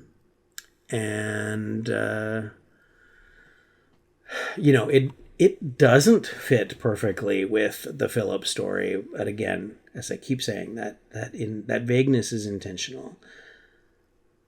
And from here, so there's another secret passage, obviously, off of the secret passage that allows us to go up into an entertaining room, I think. Our first delve here into the Frater section.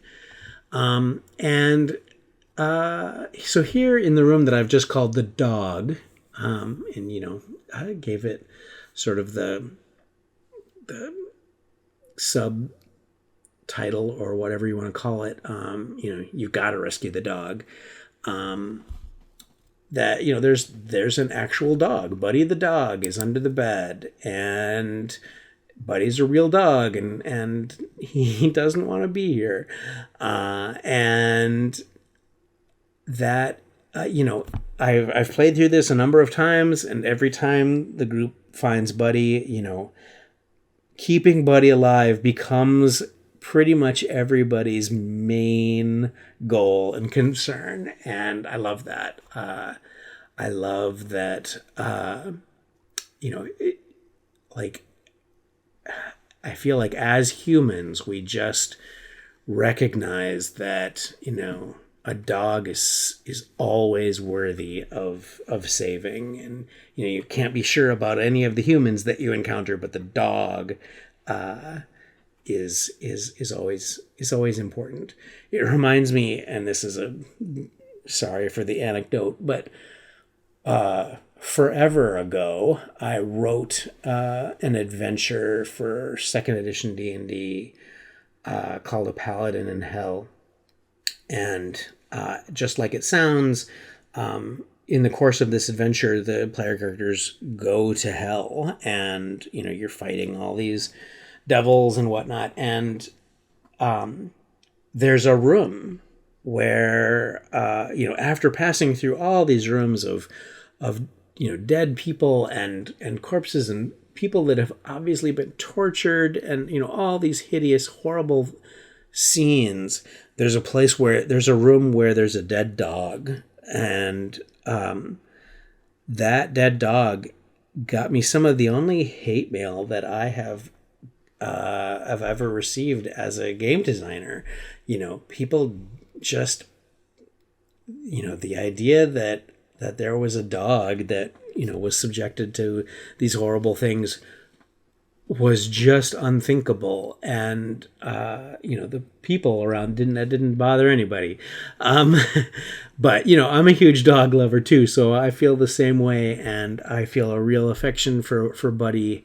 And Buddy is really fun, I think, to role play as an NPC. You can make him be afraid of the things that are clearly scary, and but brave at times when his new friends are in trouble, and just kind of take on that role as a dog. That's a lot of fun.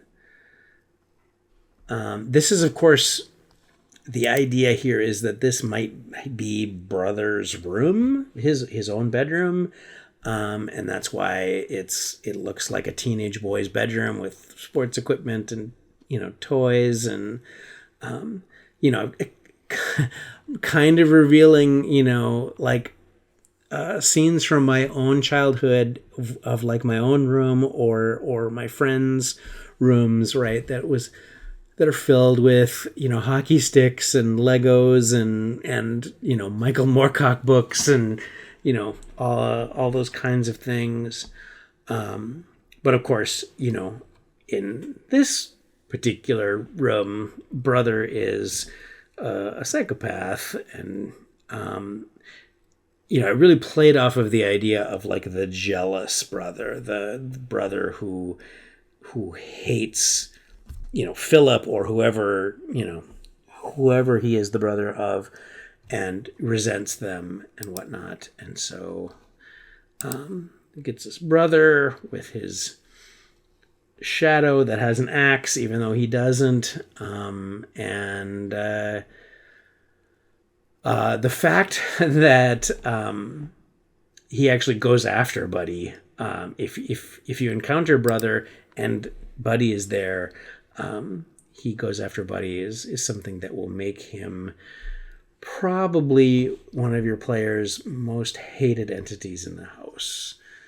Certainly was in my experience anyway. So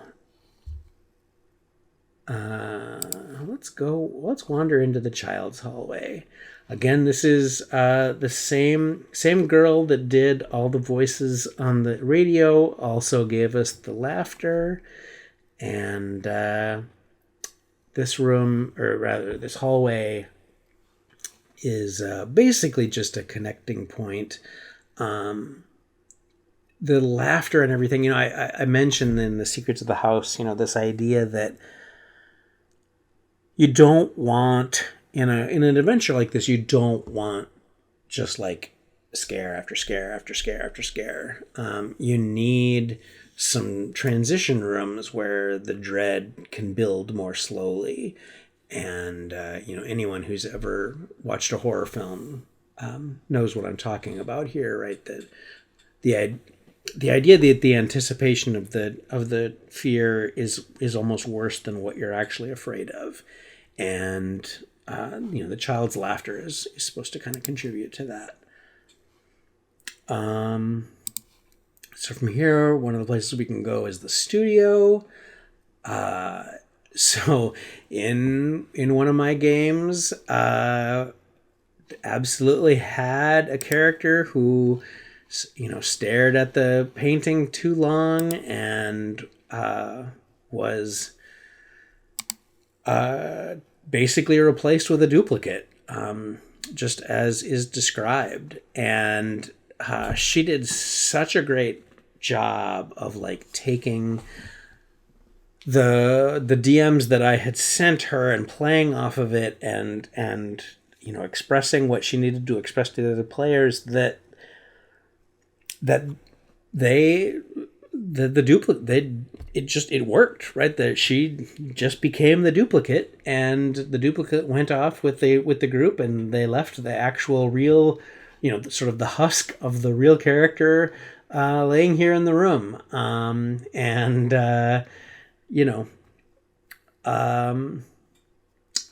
It was one of those things. It's just like, okay, it.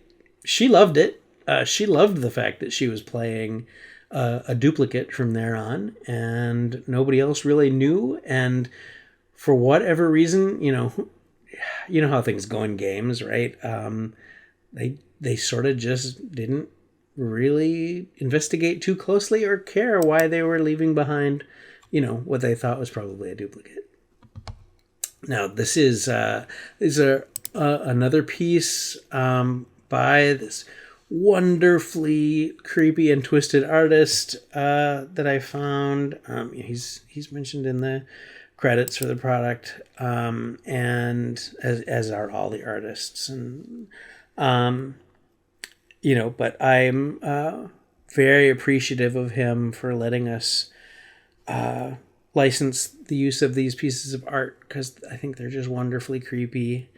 And this one allowed me to tie this room into the tree, which is another room in Frater, obviously, that where if you investigate the pool that the tree is growing out of, you will find the remains of a wolf. So there's sort of this idea that there's been this really dark ritual that has created this tree, and you can bring the painting there, and weird things can happen. But let's keep moving. Let's go back out into the child's hallway. And we have another familiar room. And then, of course, we have the nursery at the end of this hall. Nursery this is actually, I have a lot of favorites, but this might be my absolute favorite illustration in The Darkest House. It's just so wonderfully evocative and creepy, and you got the smiling man in the crib there, and there's just something about the way the light is playing on the shadows on the wall, and it's clearly old, and the walls are kind of stained and shabby, and it just looks like something from a haunted house, right? And of course, here, there's the tumor with the monstrous infant, which is we can see the tumor growing there, and the monstrous infant, and this is another instance where you can really play upon players' own sort of weird relationships with things and concepts, like a baby, right? Like, even though this clearly not a human baby, you can sort of get caught up in it, and you can try to care for it, and it goes as bad as you would think it would. But we've seen in a few of these lurker comments in a lot of these rooms. It's probably worth mentioning, of course, that in the foyer you can let the lurker into the house, who's this invisible entity that can possess people, and the long-term implications of the lurker possessing the infant and going off with the players, and some player character is raising this entity, this disembodied entity that is possessing effectively like this demonic baby, this monstrous baby, and what that's going to lead to, has so many different implications. I mean, who knows? Maybe it doesn't. Maybe because the player raises them so well and teaches them right from wrong and whatnot, you end up with sort of a Hellboy like character, right? Where yes, they are a being of horrible evil, but they have sort of the heart and soul of a moral mortal. Or maybe it grows up and tries to hunt their parent down and kill them, and that becomes a whole other thing. There's a lot going on here. A lot of potentially long-term sort of implications.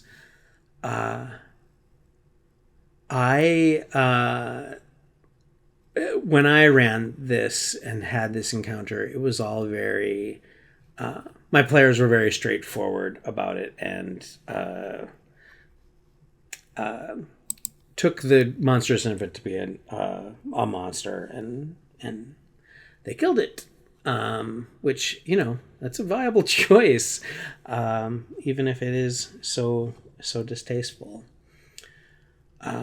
Darkest House forces you to do a lot of distasteful things sometimes. Let's see. So, I guess from here we'll go back out into the hallway, and I think it's probably time to go to the Raven Dream.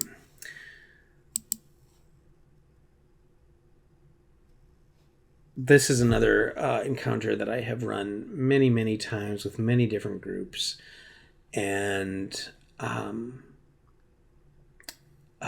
every time no one sort of willingly wants to give the Raven Dream one of their dreams, which is what it really wants. And but in almost every case, they eventually kind of figure it out, and only after fighting and getting trounced on by the Raven Dream do they sort of figure it all out and give away one of their dreams. And it's just suitably creepy. Love the piece of art. There is, this is a weird deep cut, but there is a so I for the Cypher system I wrote part of a book called Claim the Sky, which is a superhero setting, and source book for the Cypher system. And in the setting included with the system in Europe, there is a supervillain that is basically the Raven Dream, and it's just a weird little kind of crossover. I don't know why I like stuff like that, but I do, and I like to put in those weird little links. Wonder if anyone will notice kind of things. But let's go to the long corridor. It is absolutely intentional, and in every time I've run this, it's been very obvious to people that this is an homage to Twin Peaks with the red curtains and the black and white floor. The pattern's different, but I think for most people, this is the Black Lodge. This is close enough to the Black Lodge from Twin Peaks to be evocative of it.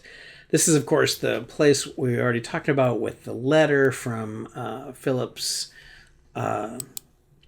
girlfriend. And I think, this, there's a few places in the house that very intentionally are made to be a little heart-wrenching, more than just scary, but just kind of awful and heart-wrenching, I guess, is the word that I'll stick with. And this letter, I think, is a good example of that. And of course, from here you can go down to the secret room,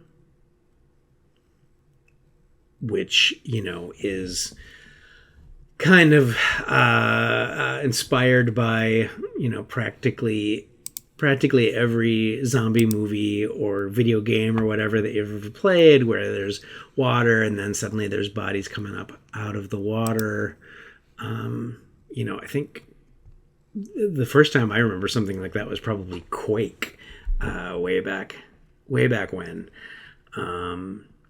But yeah, there's the locked boxes here, more treasure of the kind that we talked about, and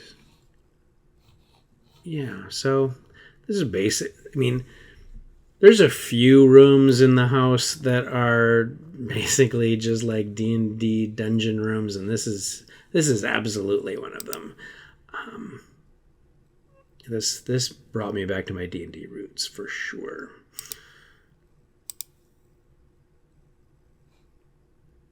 So,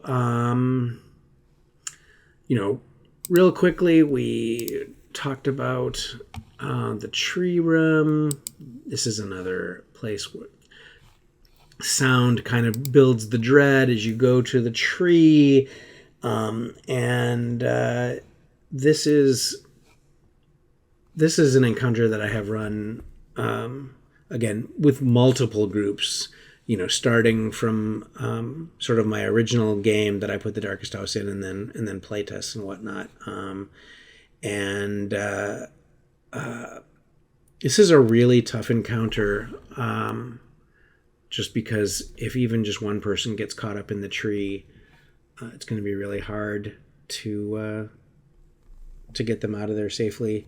And of course, you can use the painting that we talked about to utilize it, and pass. Oh, the man and the insects. I wish that there was a better visual of him. If I could go back, it's one of the things I would change. I would love to have, just because he's got keys for teeth, and there's insects crawling all over him. I think it would be a really affecting visual if we had done that. But I guess hindsight's 2020. But I like him, and it's I think it's particularly in the Frater section. After by this point, you've found a lot of keys, and you realize that there's important keys everywhere, and then a guy opens up his mouth and it's full of keys, and that's it's intriguing, to say the least, right? You're like, oh, we got to get those keys, but of course they're actually not that useful. All right, so we've gone over the four, much of the four different sections of the house.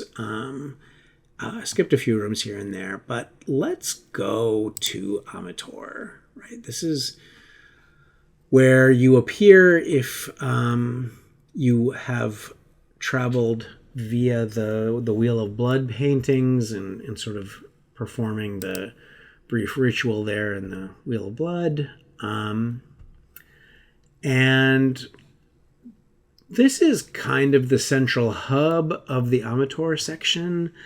And, it's from here. If you learn the right secrets, you can, use the orchids to get to the original house.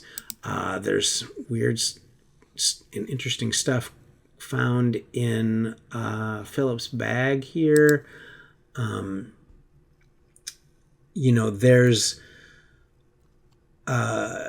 There's a whole kind of recursive aspect to Philip's story where in his journal he talks about having found some pages from a journal, torn out of a journal, and they are, obviously his pages, his journal.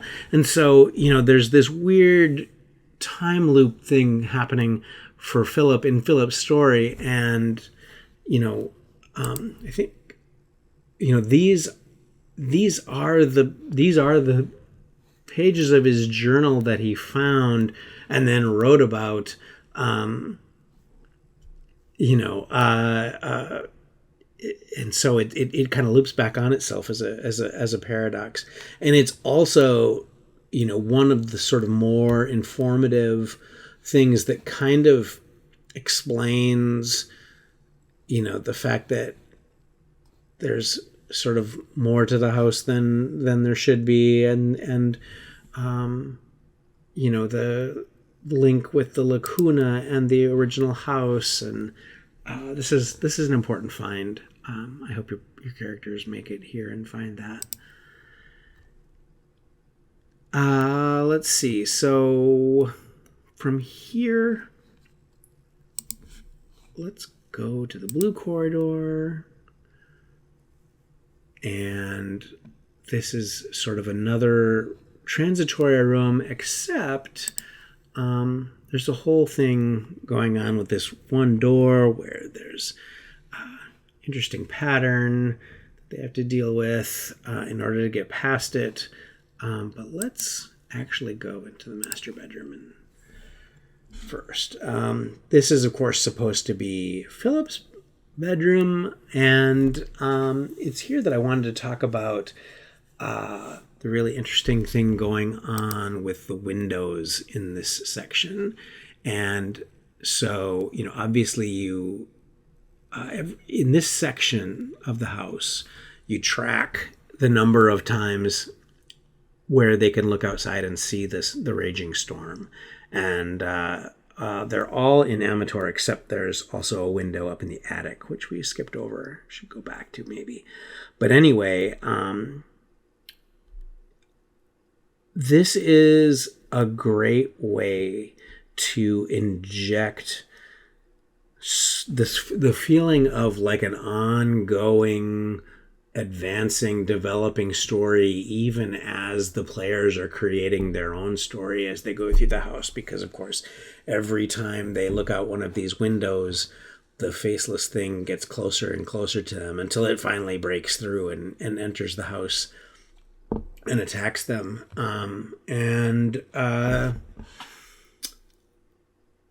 I really like that aspect of sort of a story that the players observe and then eventually can interact with, even as their own story is going on. From here, you can go to the Psychomantium, which is a real sort of fringe paranormal science kind of thing where you're supposed to be able to contact a spirit of the dead, a ghost, if you've got this room where you can focus on a mirror, et cetera, et cetera. And, it's total. When I read about it, it totally seemed like something Philip would probably be into. So I put one in here, and,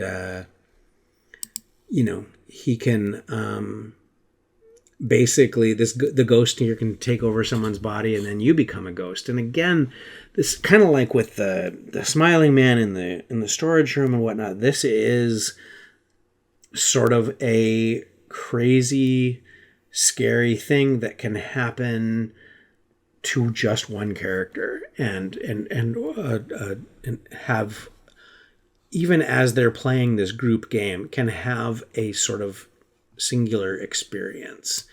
And there's a lot of opportunities like that here, and I think that is really an effective way to do horror in a group. Because remember, there's safety in numbers, and in a horror scenario, you don't really want people to feel safe, and so pulling a single individual out and sending just one person a direct message, or having one person just have an experience that only they have is a great way to sort of instill that feeling of terror and isolation.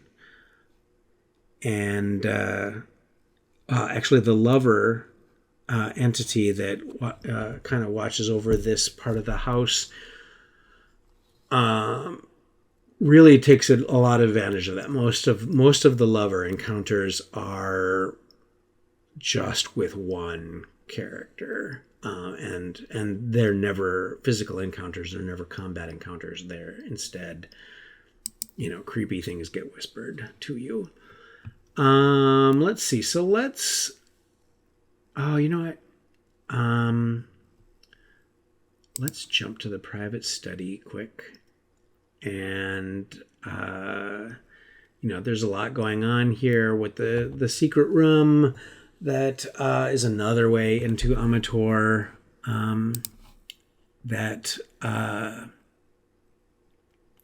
Another way that they can get here by utilizing the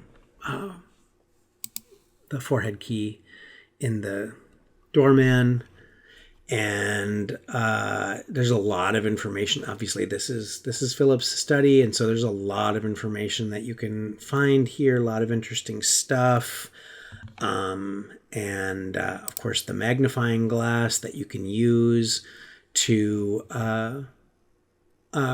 read the Book of Names, which you find in the parlor, but actually takes you to the attic. And so I wanted to go to the attic real quick because I skipped over it, and it's one of my favorite places. Because you hear about the attic long before you ever probably go into it. There are various little bits of story that, Philip put an important object here in the attic that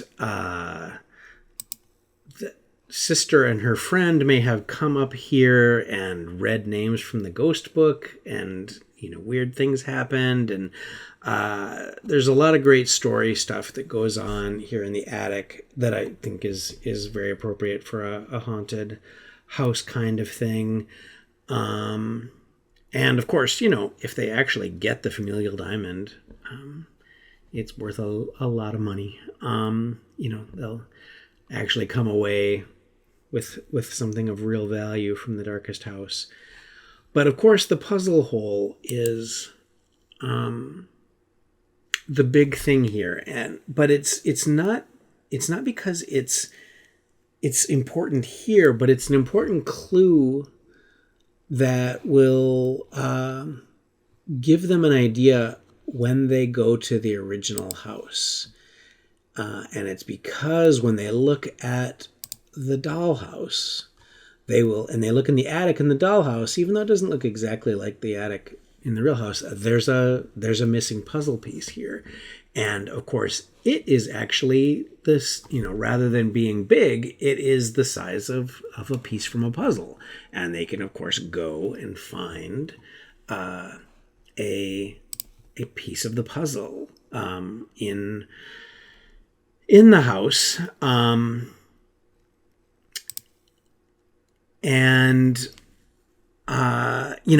It's tough, right? Because, if they went to the bedroom with the secret passage, they kind of might remember that there were games and puzzles in there, but nothing was ever actually made very, not a very big deal was made out of it. And you actually have to go to the room in the original house to find the puzzle called Happy Family. And of course, Happy Family is another recurring thing that has come up in a lot of the remnants, there have been references to happy families. There's the book. Oh, we skipped over the book in the nursery too. That is called The Happy Family, which has the super creepy verses in there about mother and father and brother and sister, and but this is a way to putting the puzzle piece. If you jump through all these hoops, and it's not like they're super difficult physical challenges, it's just you have to have really explored most of the Darkest House, I think, before you kind of put, no pun intended, all these pieces together, these puzzle pieces together, to recognize that there's a puzzle-shaped hole in the attic, and if you look in the dollhouse, there's one, and if you can find the puzzle and it's called Happy Family, there's a piece that will fit into it. And so it's very much an intellectual challenge more so than like a physical challenge. You're not going to have to be super powerful or tough or great in battle or whatever, but you are going to have to be able to put together a lot of very disparate clues to figure out that you can actually sever the Darkest House from your world and make it so that no one can ever fall victim to this place, at least in your world, ever again. I'll just say, in all the many times I've played, the players never pulled this off. I think that most GMs, unless they really want to encourage the players to really go through the whole house, this is not the ending that most games are going to have. This is sort of like the absolute best case scenario for the entirety of the Darkest House. And I don't think that very many people are going to experience it. But, if your players just really want to explore every nook and cranny of the house, they can maybe pull this off. And, I am still currently running a Darkest House game. And so, maybe that group will do this. I don't know. We'll see. Seems like a long shot, and it's supposed to be a long shot, right? It's supposed to be like the really hard thing to pull off. So from here, you can of course go back to the vestibule, and of course, that's also where you find the lacuna and everything in the original house. Kind of skipped over that part, but that's kind of, if you read the story in the journals, that is really made kind of self-evident there. I think that kind of covers an awful lot. I guess there is the whole pain aspect to the Amateur rooms, where if everyone suffers a really significant wound and are suffering from it all at the same time, you'll get brought, not to this room, but they'll eventually end up in this room.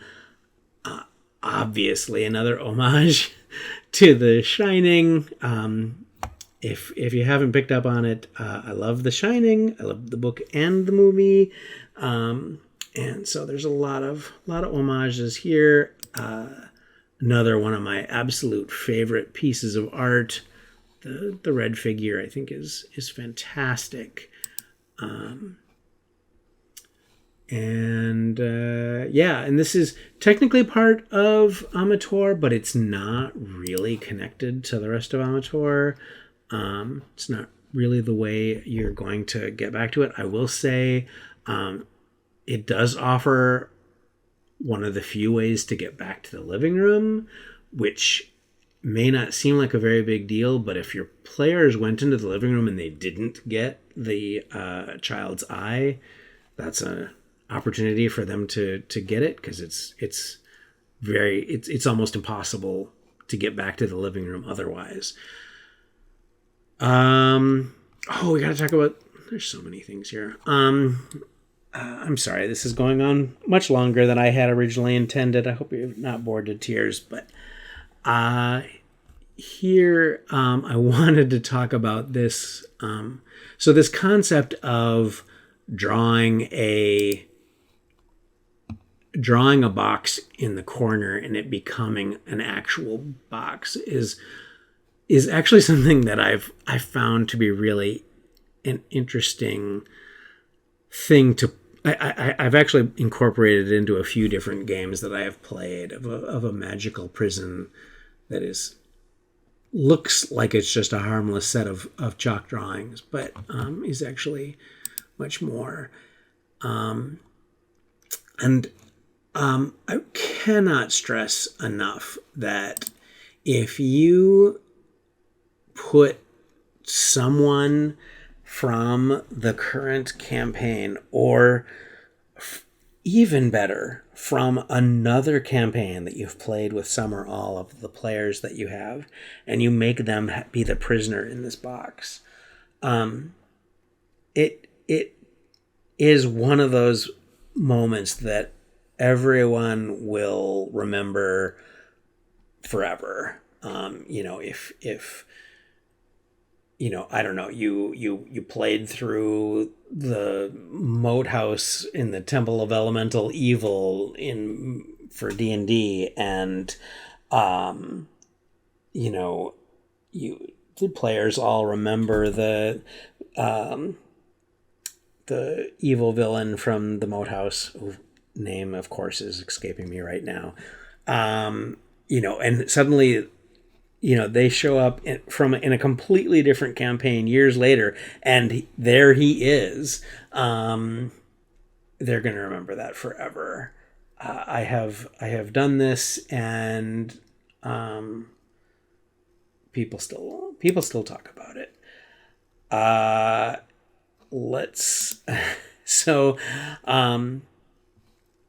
This is obviously the Cenotaph.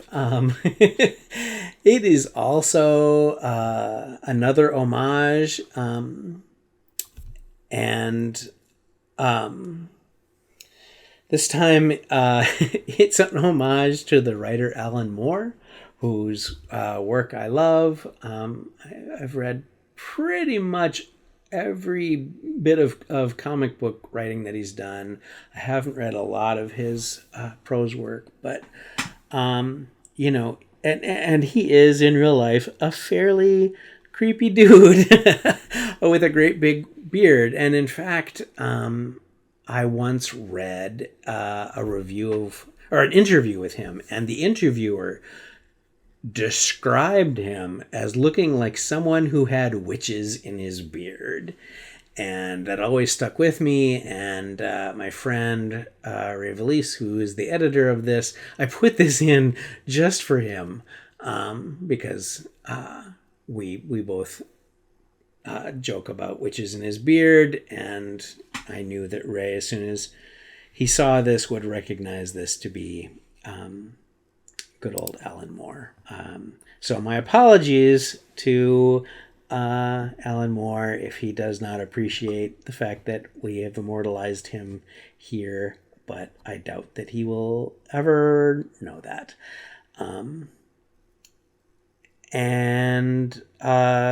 Let's see. So I'm just going to keep using the map here and see if there's.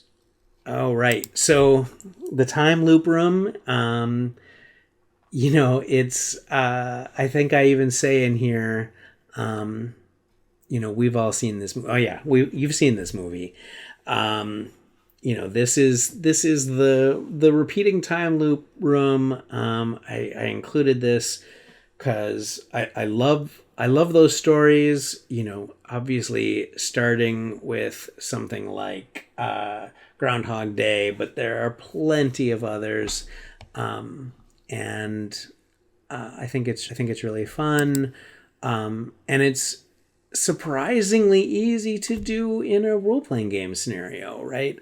Because again, it's kind of like what we were talking about with the smiling man in the storage room. It's just a matter of description, and because the very nature of this kind of encounter, where yes, you're replaying everything, but the actions of the players don't need to be the same every time. Again, think about Bill Murray in Groundhog Day. It's not even like you need to take copious notes to remember, because otherwise it's just a static room. And I will say I have tried to incorporate this kind of time loop thing in a scenario where there were people, NPCs and whatnot, and you do have to take very copious notes about what every person says and the order in which everything happens and whatnot. But anyway, the Darkest House is really just an excuse for me to incorporate a lot of these kind of situations that are actually not that hard to do in role-playing games, but you don't see a lot of it. Okay. So we've kind of gone through and looked at all of the different sections of the house. There is, of course, the Devoured Halls, which probably doesn't need a lot of going over. It's something where it's really just kind of more rooms that kind of flesh out the idea that the Darkest House is absorbing rooms, and these are even more obvious examples of rooms that have been absorbed from other places. It has its own stories. The painting here actually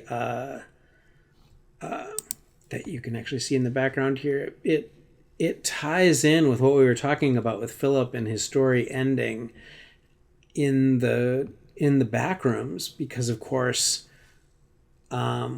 what we're actually seeing here is a brief glimpse of the other side of the ocean and the boat that Philip took, and there is the entity here, the lurking shadow, not the lurking shadow, the creeper. Sorry, I've been talking a really long time,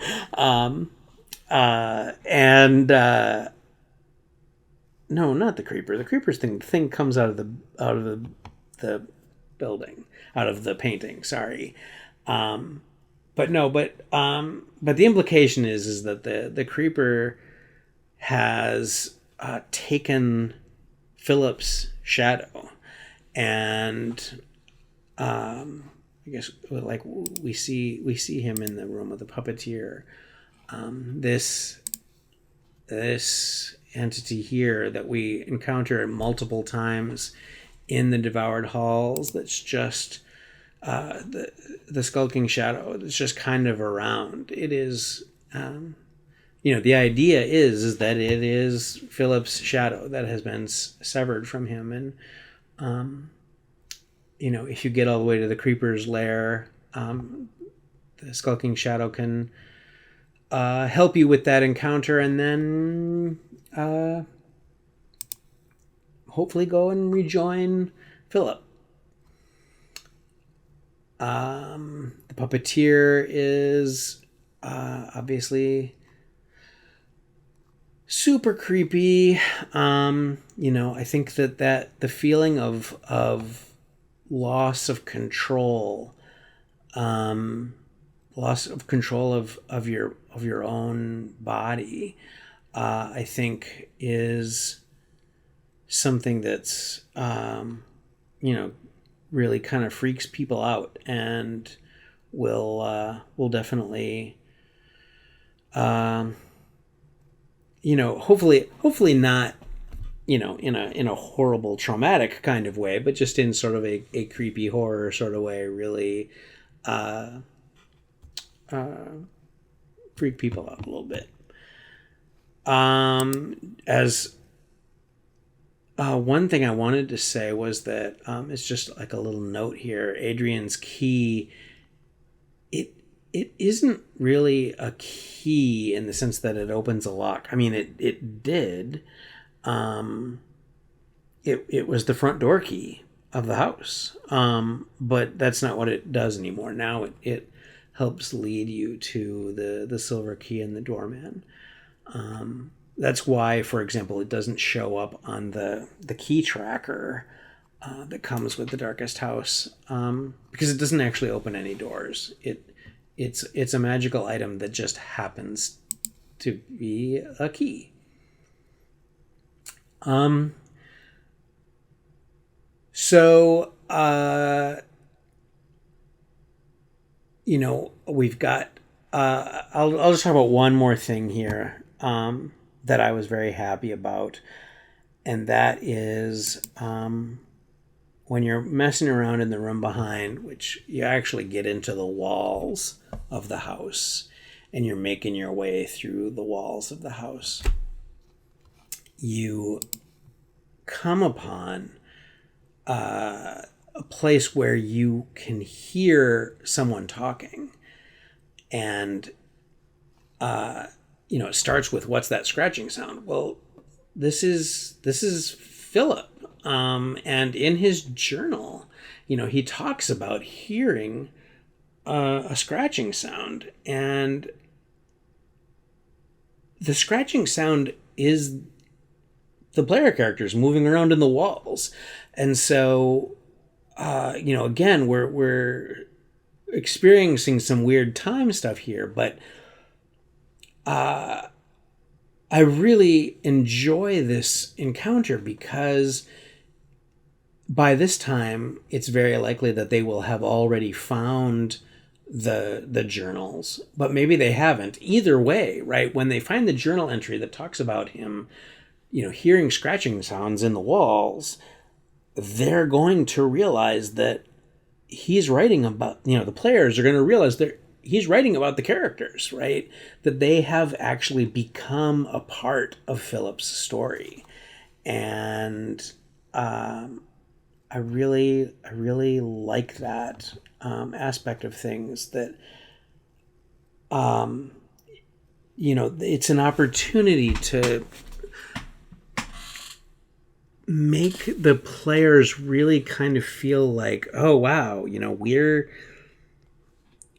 now a part of this story. We're not just sort of experiencing it as people wandering through a haunted house and learning its backstory, which is something we see in movies and books all the time, but we're actually becoming a part of that backstory. That seems to be really cool. I really enjoy that.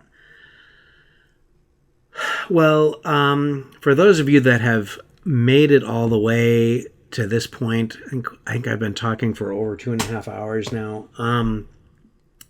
Thank you for that. I know I didn't go over every room, and in particular the Devoured Halls I didn't really talk about too much.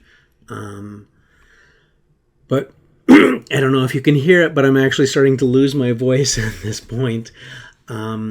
I hope that this has been interesting and insightful. I hope that you've been able to take away some of the reasons for some of the things that you'll find in the Darkest House. I think sometimes knowing those reasons makes an adventure scenario easier to run if you know what the point of a certain encounter or whatnot is. And if nothing else, you got to find out just how many Shining references there are in here, how many Clive Barker references there are in here, etc. Anyway, thank you so much for backing the Darkest House Kickstarter, for all your support, for sticking with me for 2.5 freaking hours, listening to me lather on about all of this, and I hope that this has been interesting and maybe even slightly entertaining for you. And with that, I bid you good night from the Darkest House.